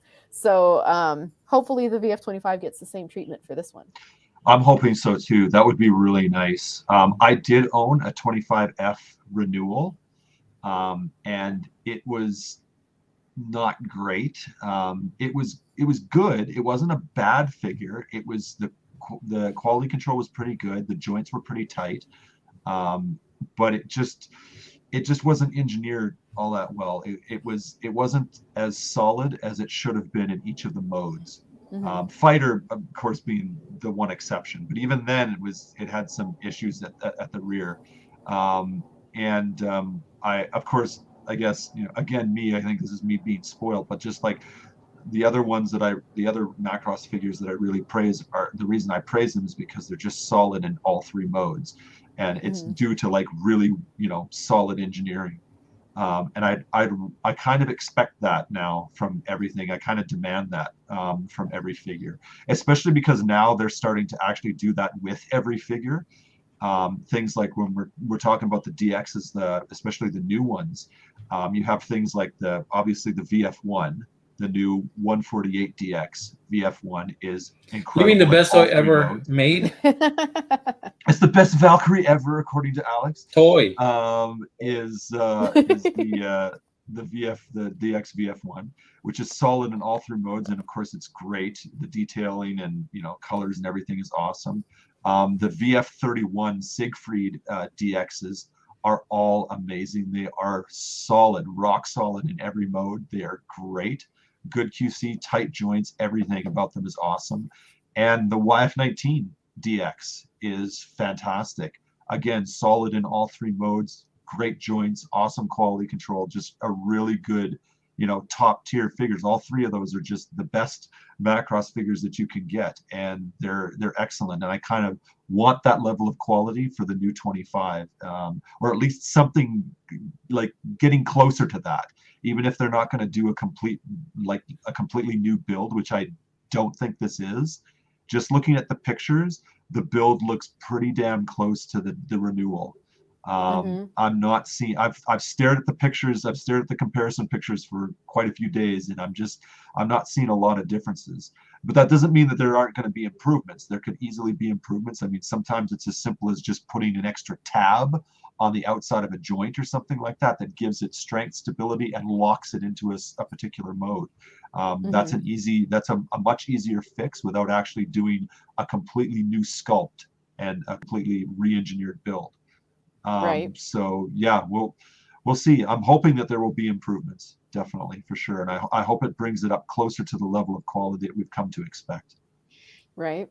Well, and this links back actually to the question about reissues as well. So when this was announced during the Galactic launch, they actually had a short video that played just before they officially announced this fighter, that featured the VF-25 flying past landmarks. And about halfway through this short animation, it's joined by the VF-31 Hayate version and the YF-19. And it's part of the official logo for Macross Worldwide that says "Take Off Macross Worldwide" and features all three of them in the logo. Yeah. Additionally, Tamasha Nations has also been polling about the VF-31 and the YF-19. And the YF-19 was displayed in a large advertisement at Anime NYC this past weekend. Nice. In addition with the Macross Plus movie theater screening. That was advertised also on the same big banner. So could there be reissues in the works? Maybe. They put out that survey where they're asking fans, what Macross toys do you want to see? Are you familiar with these three models that we're asking you about? So even if we may not get every single one reissued, because that may just not be feasible, we can speculate based on some of these circumstantial things that some reissues are likely. Like, I don't think they would have showed off the YF-19 on a giant cardboard display if there weren't any plans of bringing that bird stateside. Yeah, I couldn't agree more. And that's a great one to bring forward too, because that figure is awesome. It's one of the best. Right? It looks good. It looks good. It transforms good. I own the 31, the 19, and the 148 DX VF1, all from Bandai's DX line, and they are pretty much the top tier. You can't really get much better than those as far as Macross figures. For the big premium expensive figures, those are the best. They're the best engineered, and the quality of them is unsurpassed. They're good even like outside of Macross, even comparing those figures to other figures, they're excellent. Yeah, they look really good. So hopefully, fingers crossed, we'll see. There's the logo again. Yeah, there they are. VF-25. Take Off Macross VF-31 Worldwide. YF-19. Yeah, awesome. That's a good logo. I like that one.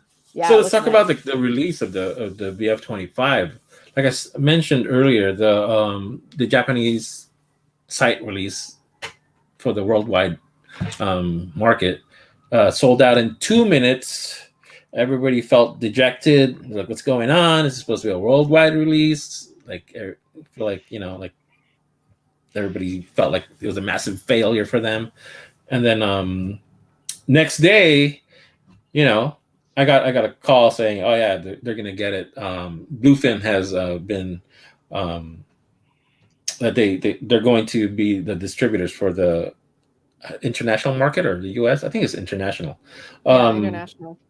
so they got it, and then a few hours from there, these little shops started popping up. Well, little big shops, Big Bad Toy Store, Toy Dojo, and I think it's still available at Big Bad Toy Store. It is. And I'm looking at the listing right now, nice. actually, trying to Uh decide if I want to pull the trigger huh. or not. Because I do have a pre-order. Shout out to my buddy Karsaroth on Macross Fans Discord, who snagged 2. Whoa. He got one at Ami and one at HLJ, and he offered me one after I failed to get one on pre-order Mhm. night after an hour of refreshing. So I'm trying to decide if I want to pull the trigger on that. But if you haven't gotten it yet, it is still up at Big Bad Toy Store, and Big I Bad Toy recommend Store. going to get it sooner rather than later They have before a it's all gone. flat shipping rate in the U.S. for I think $4.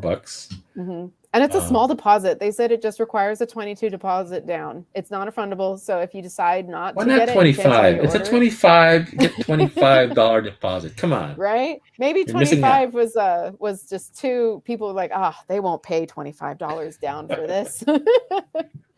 Yeah, but honestly, that's not a bad deal at all. Like, put $22 down. If you decide you don't want it and cancel it, then you're only out $22 instead of being stuck with a $220 bird. Like, Franklin is saying that they have the mics also. I'm not sure if Franklin is watching the same show, but yeah, they do have the mics also. $75. oh yeah, there's the Cheryl one. I'm gonna have to order that. I need that. So yeah, like everybody's saying, like this is everybody's celebrating. This is the easiest pre-order that they've ever had. I've noticed like other groups, like the Macross PH Philippines group. They have it available in the Philippines. I think Europe has some sites. Yeah, anywhere but Canada. How do you like that, Chad? Anywhere but Canada. Well, I mean, can you blame them? I mean, who cares about Canada, really? Yeah, unfortunately not. There are some places I think locally that are getting them, but I don't know if they're getting them officially or if they're doing the scalper thing. There's been talk of a place called what the hell was it? Nivo or something like that, or Nivo. And I actually been to this place. It's an actual like brick and mortar place in Toronto that are selling these, but I don't know if they're getting them through official channels or if it's like a buy and resell situation.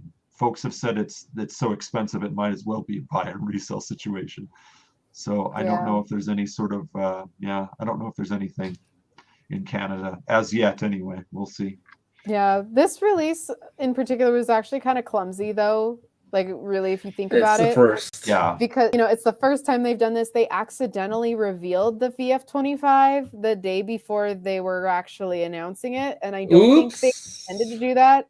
The website page for the VF25 was up for about 3 or 4 hours, and then they took it down. They were like, "Uh-oh, not yet," because during the Galactic live stream, they actually had like Kyle Onishi, the representative director and head of Big West, like she read an official statement about Macross going global, and then they showed the short animation and then revealed it with this giant 3D hologram model of the VF25 behind the guest speakers. Like they had this really elaborate, reveal planned for it, and someone pushed the publish button a smidge too early.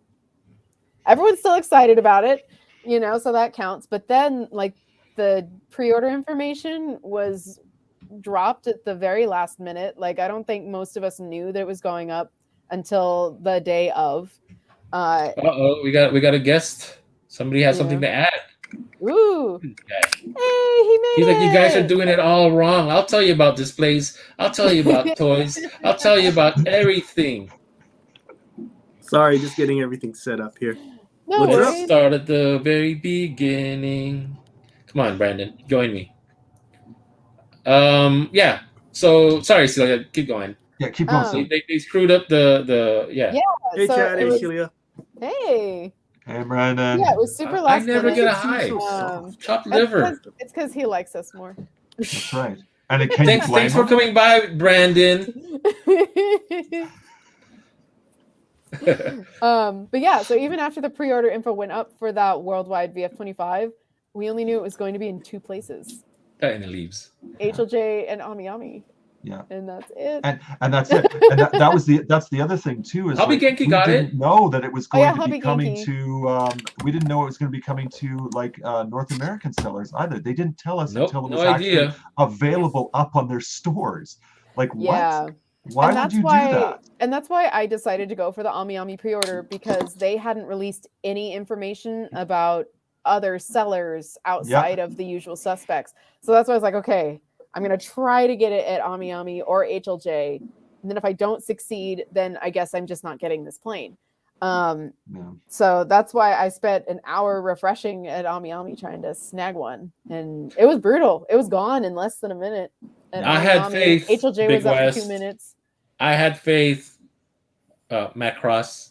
Bandai. They'll get it right eventually. They'll learn not Okay, that's to. better. I can hear you. I not waited to for the domestic, to me.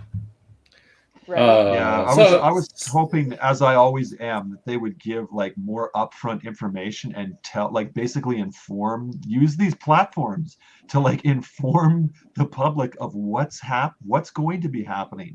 Don't just like let us find out after the fact by accident. I mean, that's the thing too with that sort of thing, is like, you didn't even let like the North American or international fans know that you were going to be selling it internationally until it was up on international stores. Lots of people could have missed that, Yeah. I mean, if it wasn't I was on my way to poker. I don't answer my phone during poker. Got lucky that I was just driving in. If it wasn't for places like, for example, Macross Fan Central and other social networks keeping tabs on stuff, Twitter, all that sort of stuff, like spreading out these messages, a lot of fans might miss out on it. And there could be fans who are not on social media who are missing out. Yeah. There's lots of Macross fans who aren't on Facebook or Twitter, so how are you going to reach them?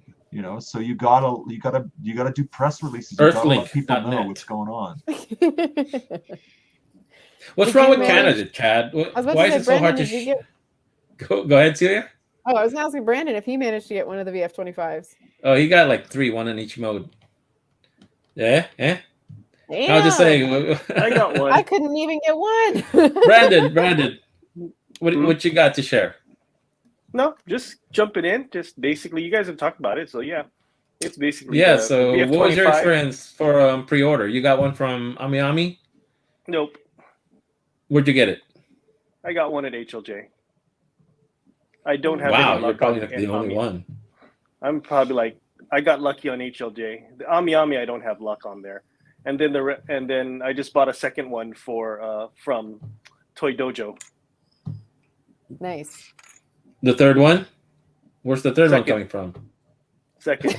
No, I'm asking about the third one. Where's that one coming from? That one? I don't know. Big Bad Toy Store still has it up. Yeah. No. Yep, they still have theirs up. They've been popping up. But you're slipping, Brandon. You're slipping, man. Like, how are you going to display it in all 3 modes if you don't have 3 figures? That's what my virtual gallery is for. All my toys remain clean on the Flickr page and Facebook. I have them immortalized. Never have to remove them from the box. Flickr. Have you heard of Instagram? Well, Flickr can't hold high res photos. Oh, that's true. They have that. Yeah, you could get it at different resolutions. I'm gonna go raid your Flickr page. It's okay. I have it locked. Bastard. What good are you? Specifically to protect them from Alex. The main raw photos, if I post them up, they can print out to poster billboard. size. Oh yeah, I can put up the Okay. billboard sized ones too. Damn. Yeah. Well, if Tamashii Nations needs product photos for convention promotions, we know who to direct them to. Tell him you should contact Project 03. He's got great photos. He's got the goods. Yeah. But yeah, I got one off HLJ because I was just, you just do it because that's how it is. And I was planning to get one in the US. So I was like, go through, oh, look, kept searching the link frantically. It's like, oh, got it, add. And, it's like muscle memory. You're just doing it. And finally, like, oh, I got it. Okay. Then basically it was just waiting for the US guys to start coming out. Yeah. Well, like I said, I think Celia's right in that they'll perfect it, and hopefully next time when we have international orders and stuff, I mean, we now know that they're going to be selling it internationally. I mean, this commemorative VF25 confirms that we're going to be getting other figures and stuff like that sold at international sites and like local, domestic sites, all that sort of stuff. So this is very encouraging. I just hope that they run it a little bit better, and I think Celia's right. I think they will. Yeah, where's our next DX VF1? Like we were getting one like every 6 months. We haven't had aside now for the worldwide release. Yeah. Oh, and Celia, to make a note on that, I just wanted to note it, that shipping only in Japan note. It's been on a couple of the other Valkyries too, like the VS. Which one? Really? The VF31 fold boost, the fold projector. It was on there because I remember looking at the page going, why is this here? It says shipping restriction, something, and then then it says Japan. If you go onto that page on AmiAmi, it has that, and also the VF31, the two VF31 AXs have that on there too. What does that mean? Somebody noted that in the chat on. That was Brandon. That was me. Oh, was it Brandon? Oh, sorry. Yeah. So what does that mean then? It's not a restriction on the market in Japan because those weren't international releases. What I suspect is that there's two AmiAmi pages. Oh, like an AmiAmi English JP. and Japan page. One is strictly English and one is all Japan. So if you order off the English site, you can't ship it to your Japan address. Okay. That's what I suspect. Sense. That was so maybe they're starting to track U.S. and international sales versus domestic Japanese sales. Or maybe what it could be is that they allocate, let's say, 40% of it goes to the U.S. site, the other 60% goes to the Japan site, and it's probably region and IP blocked. So no matter what you try, you can't get to it because I've tried. Even with a VPN? That's something I don't know for sure, but that's just something I suspect. I have a VPN. I'm going to just see if I can. Conspiracy, Brandon. Even with tried VPN? I put in my email address I switched my VPN to Japan, and I tried to go to the AmiAmi site, and it still directed me to the US site. Interesting. So it could be pulling browser info. It could be pulling your browser info on which version of browser you're using and what region version of browser you're using as well. There's a lot of stuff that they can dig into and find. Interesting. I know they have physical storefronts because I've been to a physical AmiAmi in, I believe it's the Radio Kaikon building. They have a big store on like the 3rd or 4th floor, if I remember correctly. It's been a couple of years. So I wouldn't be surprised if they had a separate page, but yeah, I'm really curious where people are going to be getting theirs, or if they're going to make them like things you get through P Bandai or through like a special Japan only Tamashii Nations shop. Like I don't really know. Yeah, so this is just something I've noticed and I've been kind of wondering about. So I was like, oh, I'm pretty sure that there's a full Japan site. I see. Well, you could use there's other ways of getting around it. I mean, you could use some other browsers that give you security. That you could hack it like Reina. No, not necessarily hack it, but yeah, there's ways around it. So yeah, worth investigating for sure. Ooh, but pre-order. Hopefully, this will be at least an alleviation to some of the pre-order, problems that we've had up until now. That's what I'm hoping for with releases going forward. I'm hoping this makes it, at least for international customers. I can't speak for Japan itself domestically, but at least for international, I'm hoping that this means an end to that sort of stuff.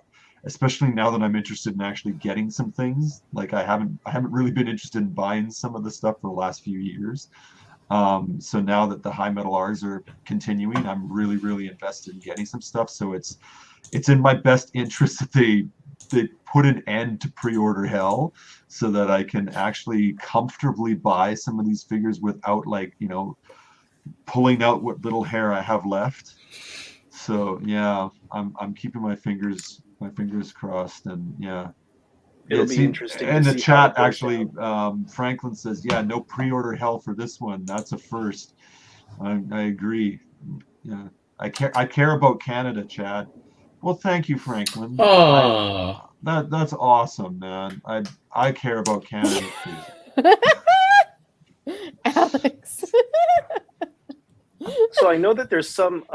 There are a couple of Canadian retailers too that carry it too. they have Canadian retailers. Yeah. Who's carrying it? So far it's Anime Surrey.com. Extreme. Anime Extreme is one of them. I think they're based in Toronto. They are based in Toronto. I've been to their store. Yeah, I know Anime Extreme. They're really good. Yeah. Yep. So they're carrying it as well. Okay. Cool. Awesome. Good news. Okay, that's good news then. That's awesome. Yep, so That's check good out their news, site. Yeah. That was Alex. terrible. That was terrible, Alex. In fact, never do that again. Awesome. Oh my god. All right, so yeah, I think that's all the news that we had for this week. I mean, I'm sure there's more shit that they talked about, but what was any other major reveals that they mentioned, or concerts, events? Let's talk about the movie one more time. The Wait, what Macross about Plus the other? movie. Oh, The other one. We never Oh, got wait, to wait. talk Go about ahead, Brandon. the one release that they got very little coverage. The microphones. Did you guys? Oh, talk come about that yet? on. yeah, we talked about those. You're late to the party, Those gotta- Brandon. We've already What were you talked doing, about Brandon, that, this man. whole time? Yeah, I was eating. Oh, Were you hanging out with Yeah. Franklin? no. Yeah, Man, those why do I even unfortunately stay they here with you they guys announced them so shit? early. Oh, I give you so I don't much even new know why we information. put up with you. Okay, It's on I guess Big Bad Toy anybody Store. want to buy a $35. VF31A? I'm gonna put one up for sale.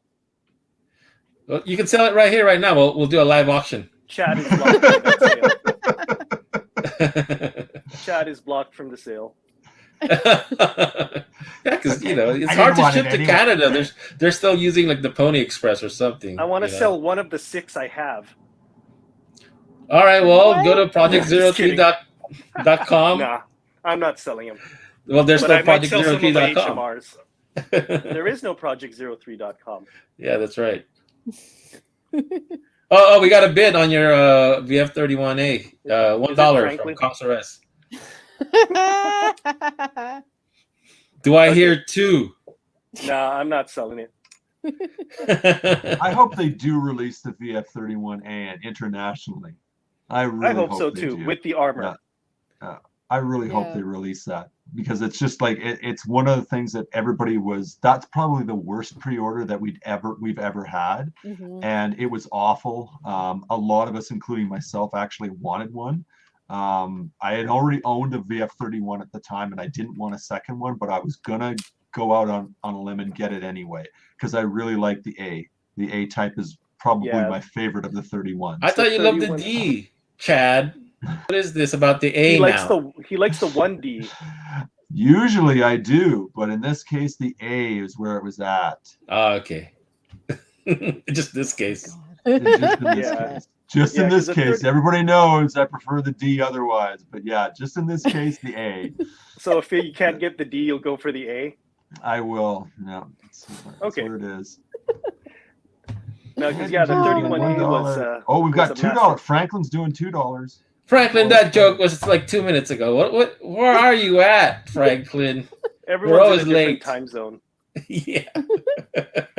Yeah. But yeah, Chad, with the 31A, it was everything went crazy on that thing. Everything got mismanaged, and then on top of that, the whole the store that will not be named messed up big time. So that made it even worse. And they weren't the only ones either who were having fulfillment problems. But that was it was bad. It actually that did probably the most damage to me personally as a buyer than anything else that came before it. I was just so disillusioned after that whole thing. I was like, I don't even want to be part of pre-orders anymore. I just don't like this whole setup. It's just too much stress. I don't like it. Mm-hmm. And there's got to be a better system. And hopefully this new international way of selling things now that it's legal is the way forward. I'm really hoping that. Can you imagine the Kairos being sold on Big Bad Toy Store and Toy Dojo, like with the armor? You just click it on, click on buy, and then go to sleep. Yeah. Exactly. You don't even have to go to sleep. It can be the middle of the day. No. I've purchased stuff from Big Bad Toy Store before. They're good. They're excellent. I really like them. How's the shipping to Canada from there? Is it pretty decently priced? I've always been curious on the shipping from a U.S. retailer to a Canadian. It's usually not bad. The shipping here is usually reasonable. Mm-hmm. It's trying to sell things here in Canada and getting them shipped out elsewhere. That's the problem. Shipping to if you were to ship to the U.S., it's expensive. Well, U.S. is fine. US is not as expensive, but it's still pricier to ship from Canada to the US. But to ship from US to Canada is not bad at all. But it's Canada. It's a Canadian problem as far as the shipping. And we're not getting into it because it's a big, long, drawn out explanation and it's boring. So we're not going to talk about it. I don't know how to say your name. Sorry. I think it's Fayen Server 14A, maybe. I hope you're not in the mess. You're not in the mess in British Columbia.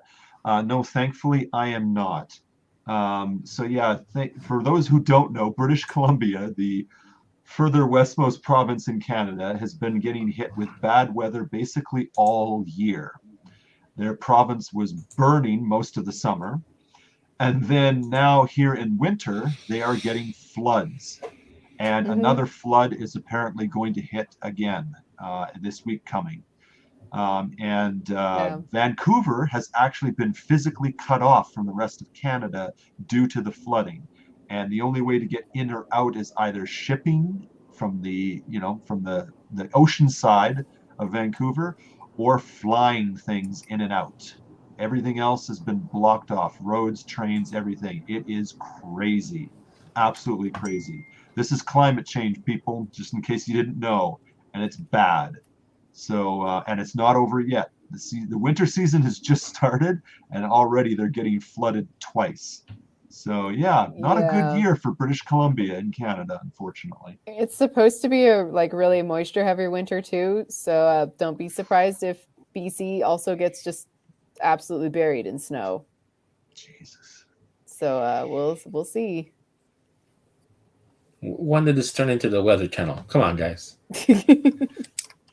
We are obligated under certain circumstances to answer all the fan questions that come up on both YouTube and Facebook.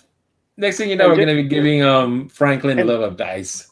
And BC is like my neighbor north. Mm-hmm. It is. Yay. For both of you, for both you and Alex. And I am Celia's neighbor to the north. That's right. That's right. Yeah. So let's talk about go ahead, Celia. You have one more thing to add? Yeah, I think that's it for the news. They did talk about the movie at the Galactic launch stream, by the way. Oh, what did they say? They showcased the trailer for Fathom Events and then talked about how it's going to be screening in the United States in movie theaters over there. Yeah, you guys have to get out there and promote it in your areas. Do like a screening. Yeah. We need to make sure that more Macross screenings across the country happen. Or else they're just going to give it to New York and LA. And, that's fine with me. But, I care about you guys.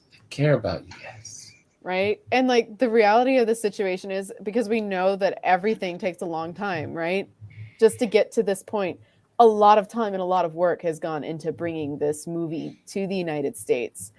So if it does, like, there's just a part of me that's like, if we don't put in our part as fans to try to go to these screenings, then it's going to show the people on the other end that it's not worth it. And if they should continue bringing other movies in. So if you want to see more Macross movies, get tickets and go to the closest screening you can. Yeah. If you don't have it in your region, contact whoever does anime movies in your country, state, province, wherever, and tell them, hey, I want to see this movie, but there aren't any screenings near me. Can you make that happen? And then they can talk to Fathom and see what they can do. And it works. I have done it before. That's how I got A Silent Voice to screen in the city like 45 minutes away from me, because there weren't any screenings at all. And so I emailed 11 Arts, like I think twice. And then within 2 weeks, there were screenings for my region. Yep. So it is an Nice. effective method. It does work. So And help send those out. emails.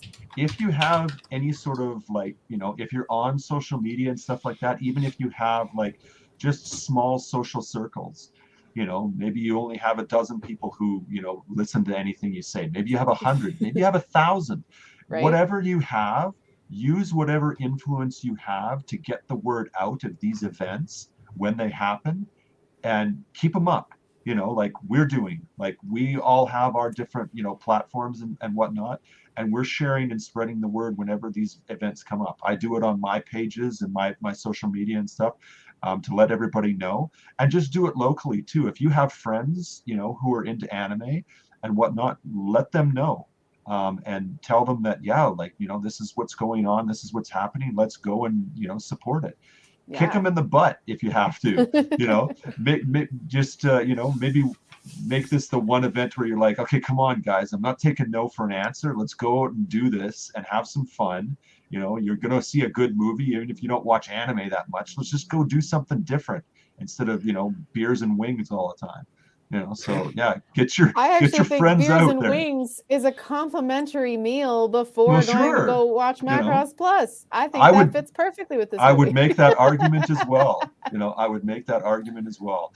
But just make something of it, and you'll have fun. It'll be great, So Yeah. and it helps to, like Celia said, it'll help support future events and putting more of this stuff together. Please, guys, Yeah. I really want to see the Macross Frontier movies in movie theaters. Yes. I want to see them in the movies so bad. Yeah, more shows, more toy releases, more music, more everything. So For everything. Yep. we gotta make it happen.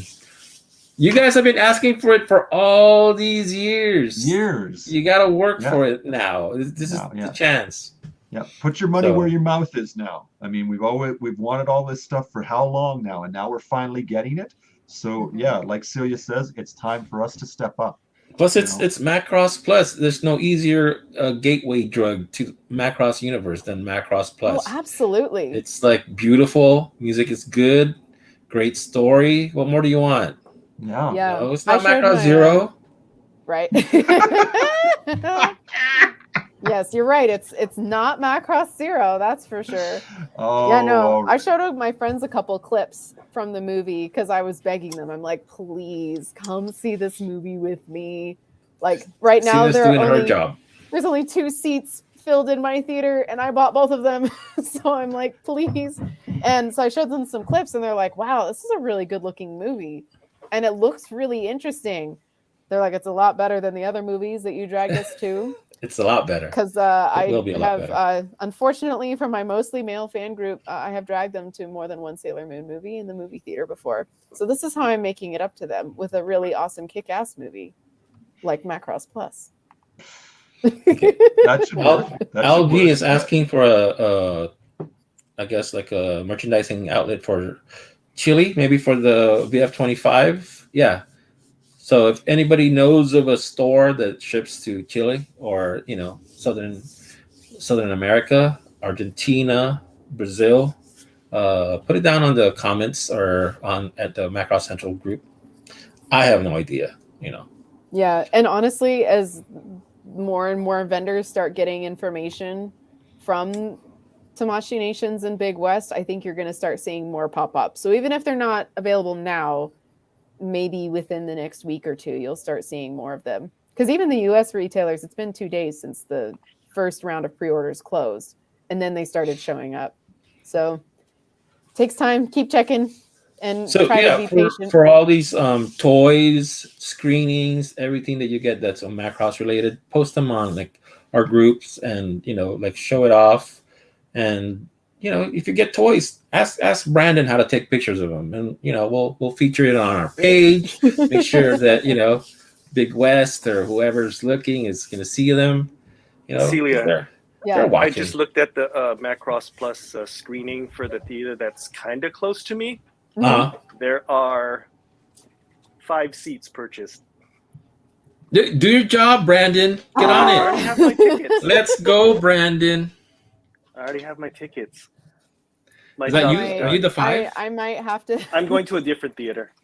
All right. I might have to start spamming some groups. Maybe I should just buy tickets and bring all my Valkyries and put them on each seat. I want a picture of that for sure. And I'd be like, I want a "Come drone on, picture. fellas, let's go."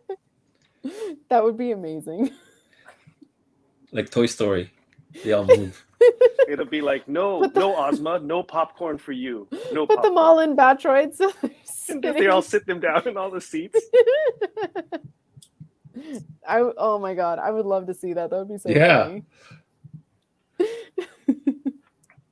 But yes, do it. Even if you have to bring your toys with you to fill the seats.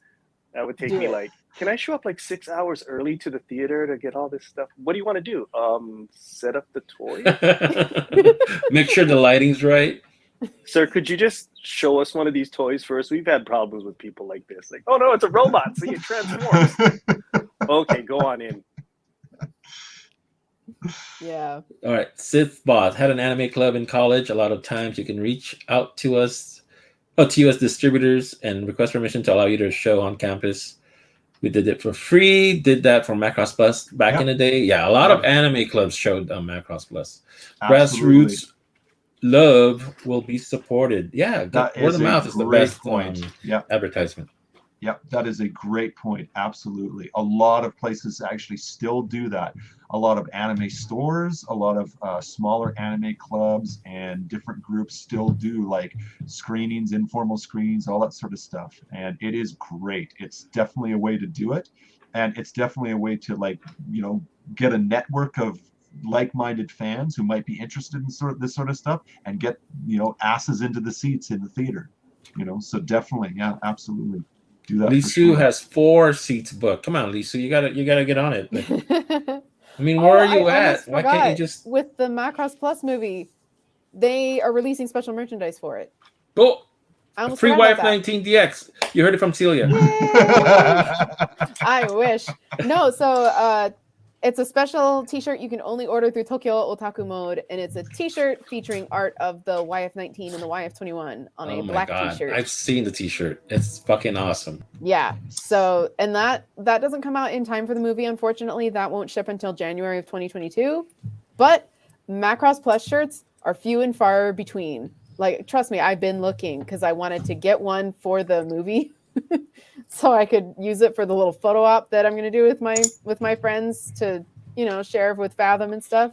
Costco released a couple years ago that aren't exactly easy to find in American sizes. So if you want one, this is your opportunity. Moses ordered one.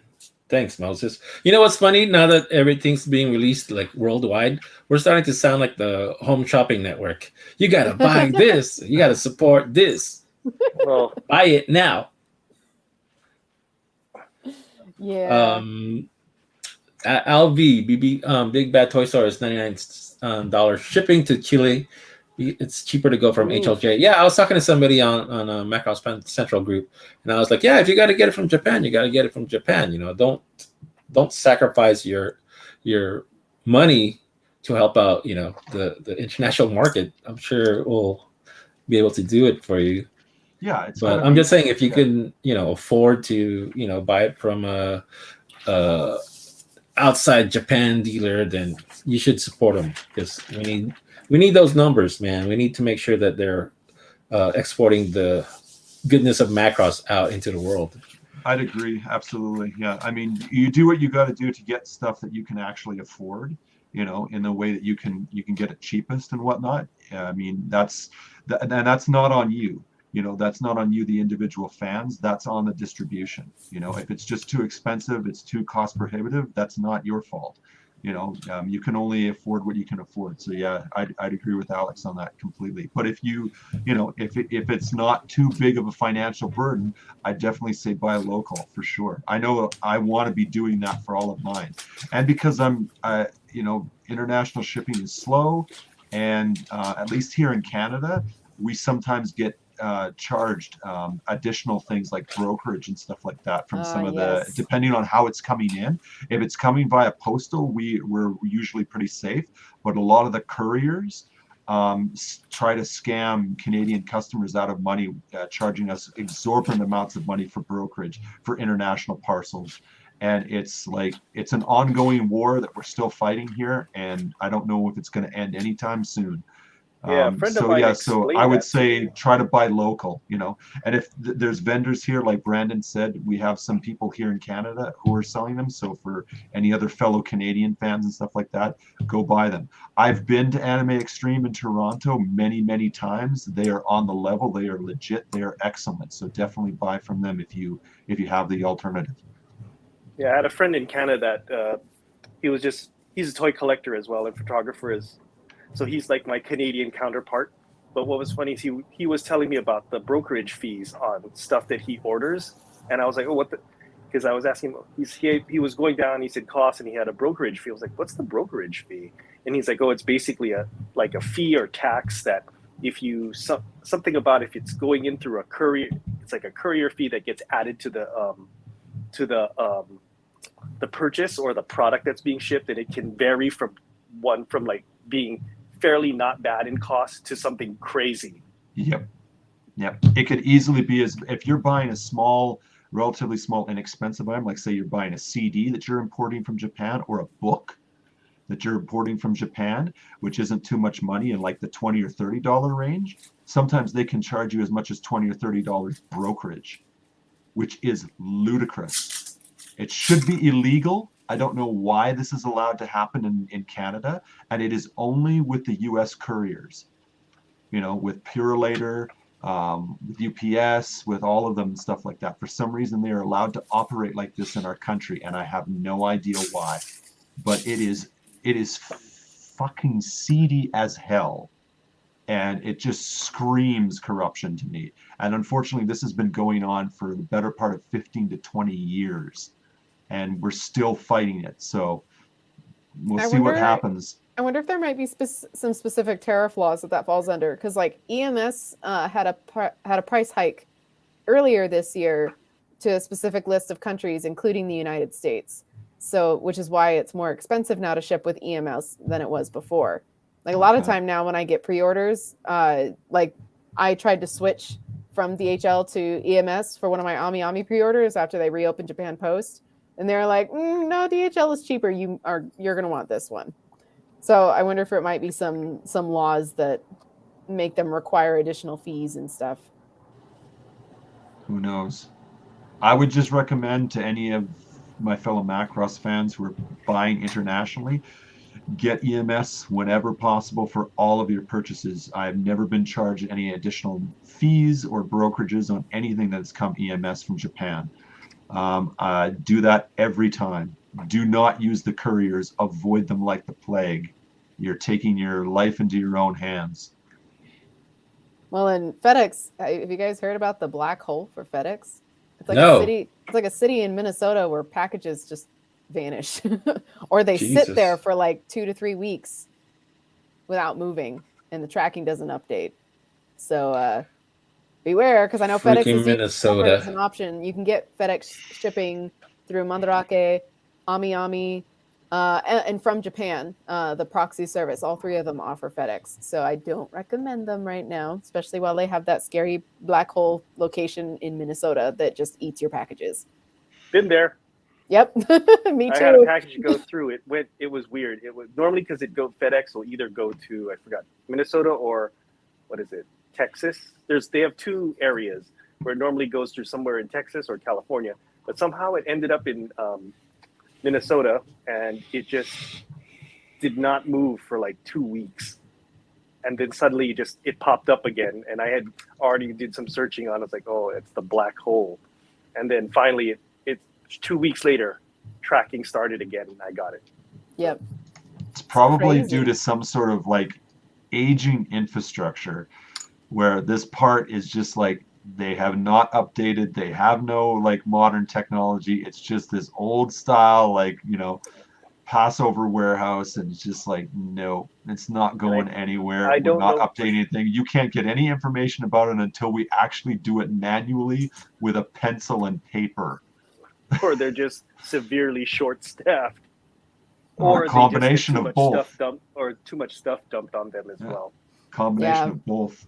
You know, it could end up just being that it's like this Minnesota, for whatever reason, is like a dumping ground for a bunch of different like jump off points to different states and different destinations so they're internationally. probably overwhelmed. And so they're just like overwhelmed. There's, you know, it could be a combination of a bunch of different things. Who knows?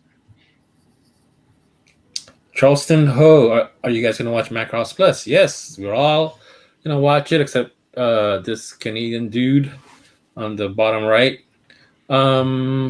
So if it comes to a screening here in Canada, I will go see it for sure. That's because Chad lives Macross Plus. And He is Macross Isamu. Plus. Yeah. Yeah, so get all your friends to go watch it, Charleston. Right. And if you happen to be in the Los Angeles area, Macross Fan Central is doing a meetup. There's probably like 4 tickets left in where you can sit together. There's seats in the front, but I don't know if you want to do that. Like, go fill up LA Live. There's other, I think Van Nuys has screenings that are still pretty open, but our screening is packed, it's closed. We have people coming from Hong Kong that are just, I mean, they're not here for that, but they're in Hong Kong. They're here visiting, and they bought tickets to it. Will you be cosplaying, Alex? Will I be cosplaying as Alex? Yes. Will you be cosplaying as Alex?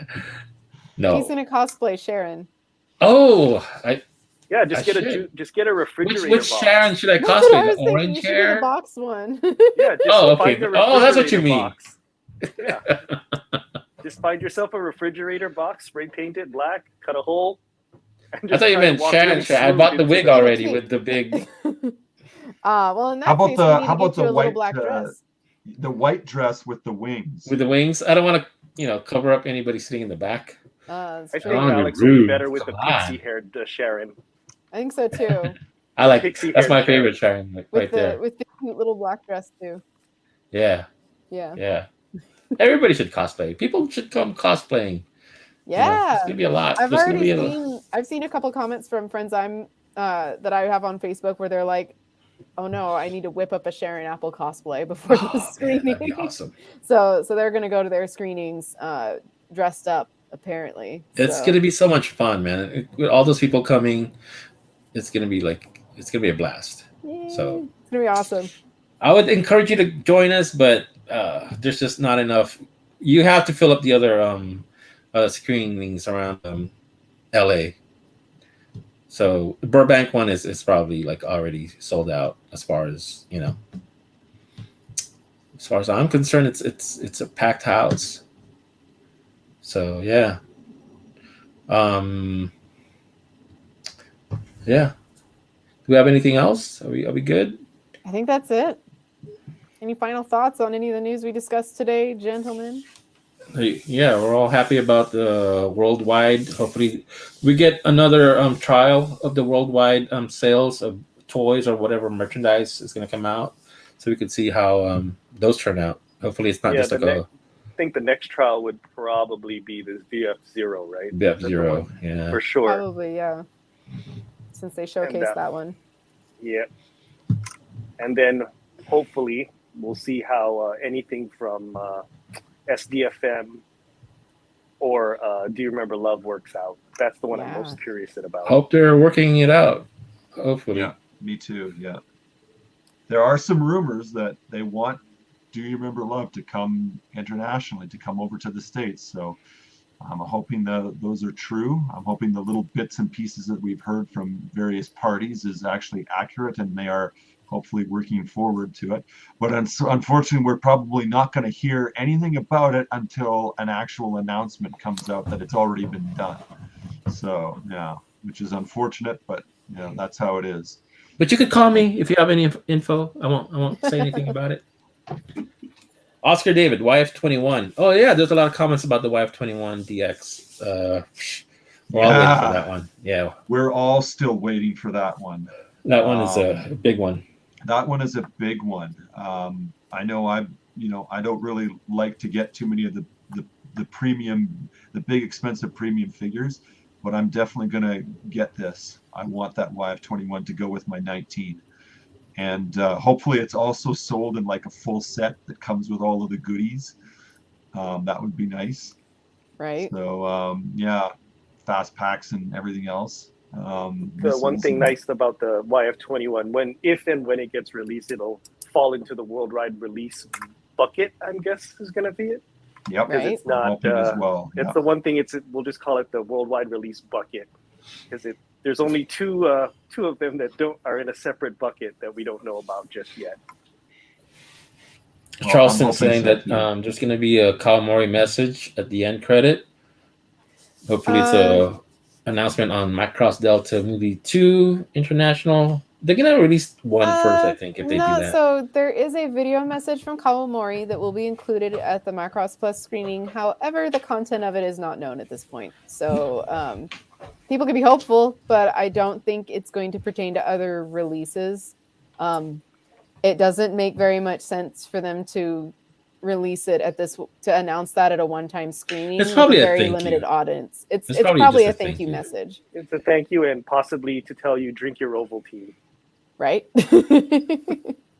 Your best bet, though, if you want to watch for any news about upcoming international releases for Macross, is to follow their official Macross Twitter in English and the Japanese one as well. The Japanese one is at MacrossD, and then the English language one, I'm looking at the name now so I don't mess it up because they just posted for Cheryl's birthday, is at Macross_Big West.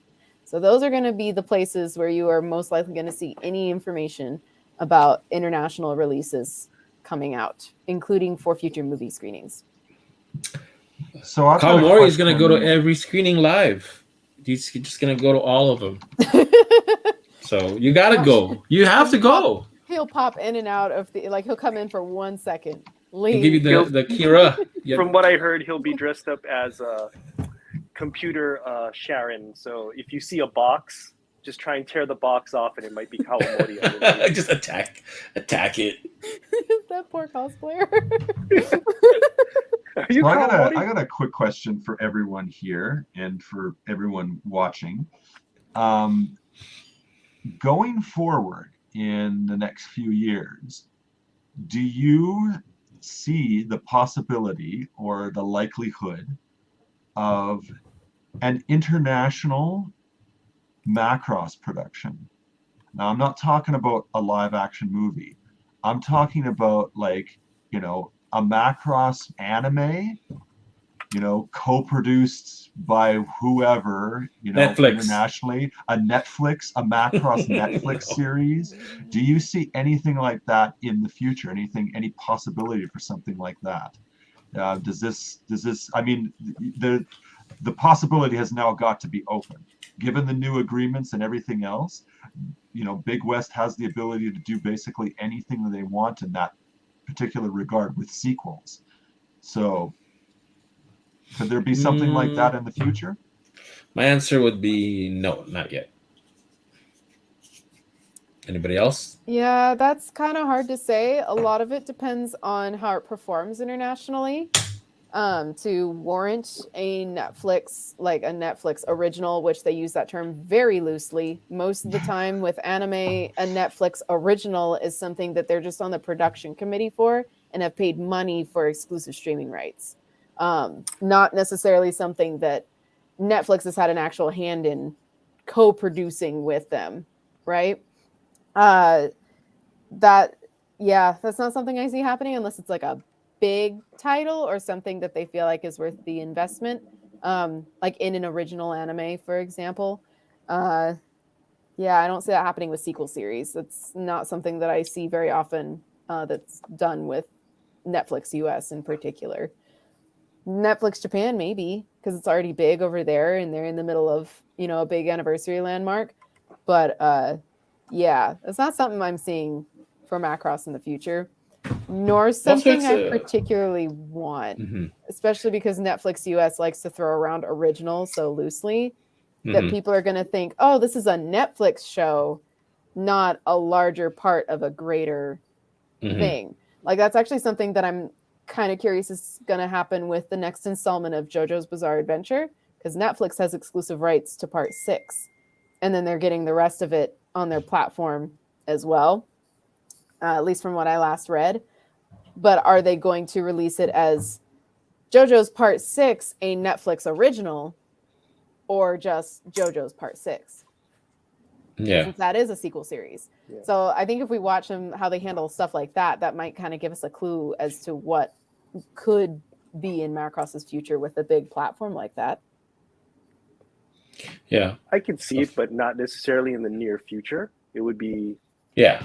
There's a possibility later. For it. But if we take into account another mecha franchise that's even bigger, Gundam, there is no international production of one. There's supposedly one right now in production. I think it's with Netflix, but it took them this long, and that franchise has been going just as long, and it's considerably bigger in scope as of worldwide notoriety of it. Yeah. Yeah, I probably tend to agree with that sort of analysis. That it might be something further down the road. Maybe not in the next few years, but maybe some time later and whatnot. It might be something worthwhile. But I do think that international markets are becoming more and more important every year that goes by to anime production companies in Japan. They just seem to be pursuing it aggressively across the board, no matter who it is, whether it's big, small, or in between. It just seems that the international market is becoming more and more a priority to make money for any anime production that's going on. And we're seeing all sorts of different signs of that. Not only stuff for like Netflix, anime being made on Netflix and everything like that, but we're seeing things like even, native entertainment in Japan, like Evangelion, getting like simultaneous international releases, and things like Big West for the last how many years now aggressively pursuing legal means to ensure they get international distribution possibilities. Like, they are really pushing for this, because I don't know why. I don't know what the situation is in Japan. I'm not sure why this seems to be such a priority for so many of these anime studios and companies. But it doesn't look like it's slowing down. It only looks like it's gaining steam and getting bigger and bigger. I would say there's a point of pride also with anime and it belonging to Japan. But I could see them doing kind of like a Animatrix type thing where they give maybe like they would allow a certain creator to do a short film about it. You know what I mean? Yeah. But I think it would still have to be done in Japan with like a foreign director's vision, or that's as far as I could see it going for now. Like how Star Wars once you can afford to milk it without screwing it up, like screwing up license or creative control and all that stuff, then maybe we'll see it. But we're so far away from that as of now. Yeah, kind of like how they did with Star Wars Visions. They just handed out Star Wars and just perfect pieces example. And everyone. Yeah, perfect example. Yeah. Star Wars the Animatrix is another good example. The same thing Animatrix with the Blade Runner 2022s and everything else. Shorts, those shorts and everything like that, and of course the new series as well and everything. It's just like maybe something like that. Yeah, absolutely. Which would be great. I mean, like short films and stuff, especially after some of the anthology and short film series we've seen come out in like the last few years and whatnot. They've just been great. Like Love, Death, Robots is fucking fantastic. is such a great series, such a great show. And that's like just so much creativity and just vibrancy going on in those sorts of things. I'd love to see a Macross themed version of something like that. That would be incredible. Yeah, me too. Cool. All right, we're gonna sign off, everybody. Thanks for joining us and asking all those questions. Keep asking questions, and we'll write down replies and stuff like that. Not necessarily answers, but yeah, like, comment, subscribe, all that shit. Go visit us in our other social media. Celia, where can we find you? You can find me on Twitter at Planets Twinkle, on Facebook at Celia Rose Cosplay, and this YouTube channel. I think that's it All now. right. Yeah. Chad? You can find me, of course, on the Macross Mecha Manual on both Facebook and Twitter. You can email me at marchingcw@hotmail.com. And of course, you can find me on the Pop to Culture YouTube channel and Macross Fan Central, trolling around there. Troll. Brandon? Yo, yeah, you can find Where me you on at? just looking at some email. Just looking at on Instagram, you can find me on Project 03 and the same on Facebook. What about Flickr? Flickr is just a storage place. You can go there, but again, I use it for storage. You won't see All right. anything. You'll find me on Macross Tweet on Twitter, Macross Fan Central. We have a Discord server. Go join it. Yeah, it's pretty active right now. I can't believe I keep forgetting about this, especially since we've all been really active on it lately, and it's been so much fun. Yes, please go to the Discord channel. It is now active, more active than it's ever been. And the discussion is different over fun. there. It's not like Facebook or Twitter. Well, it allows for more open discussion, more lengthy, long-form discussion, actually much like Reddit. It allows you to do lots of long posts. It allows lots of interaction and feedback with people who are also on there. And you can jump in at any time. Yeah. Cool. All right, guys. We're going to end it. We'll see you next time. Thanks a lot. Bye. Bye, everybody. See ya.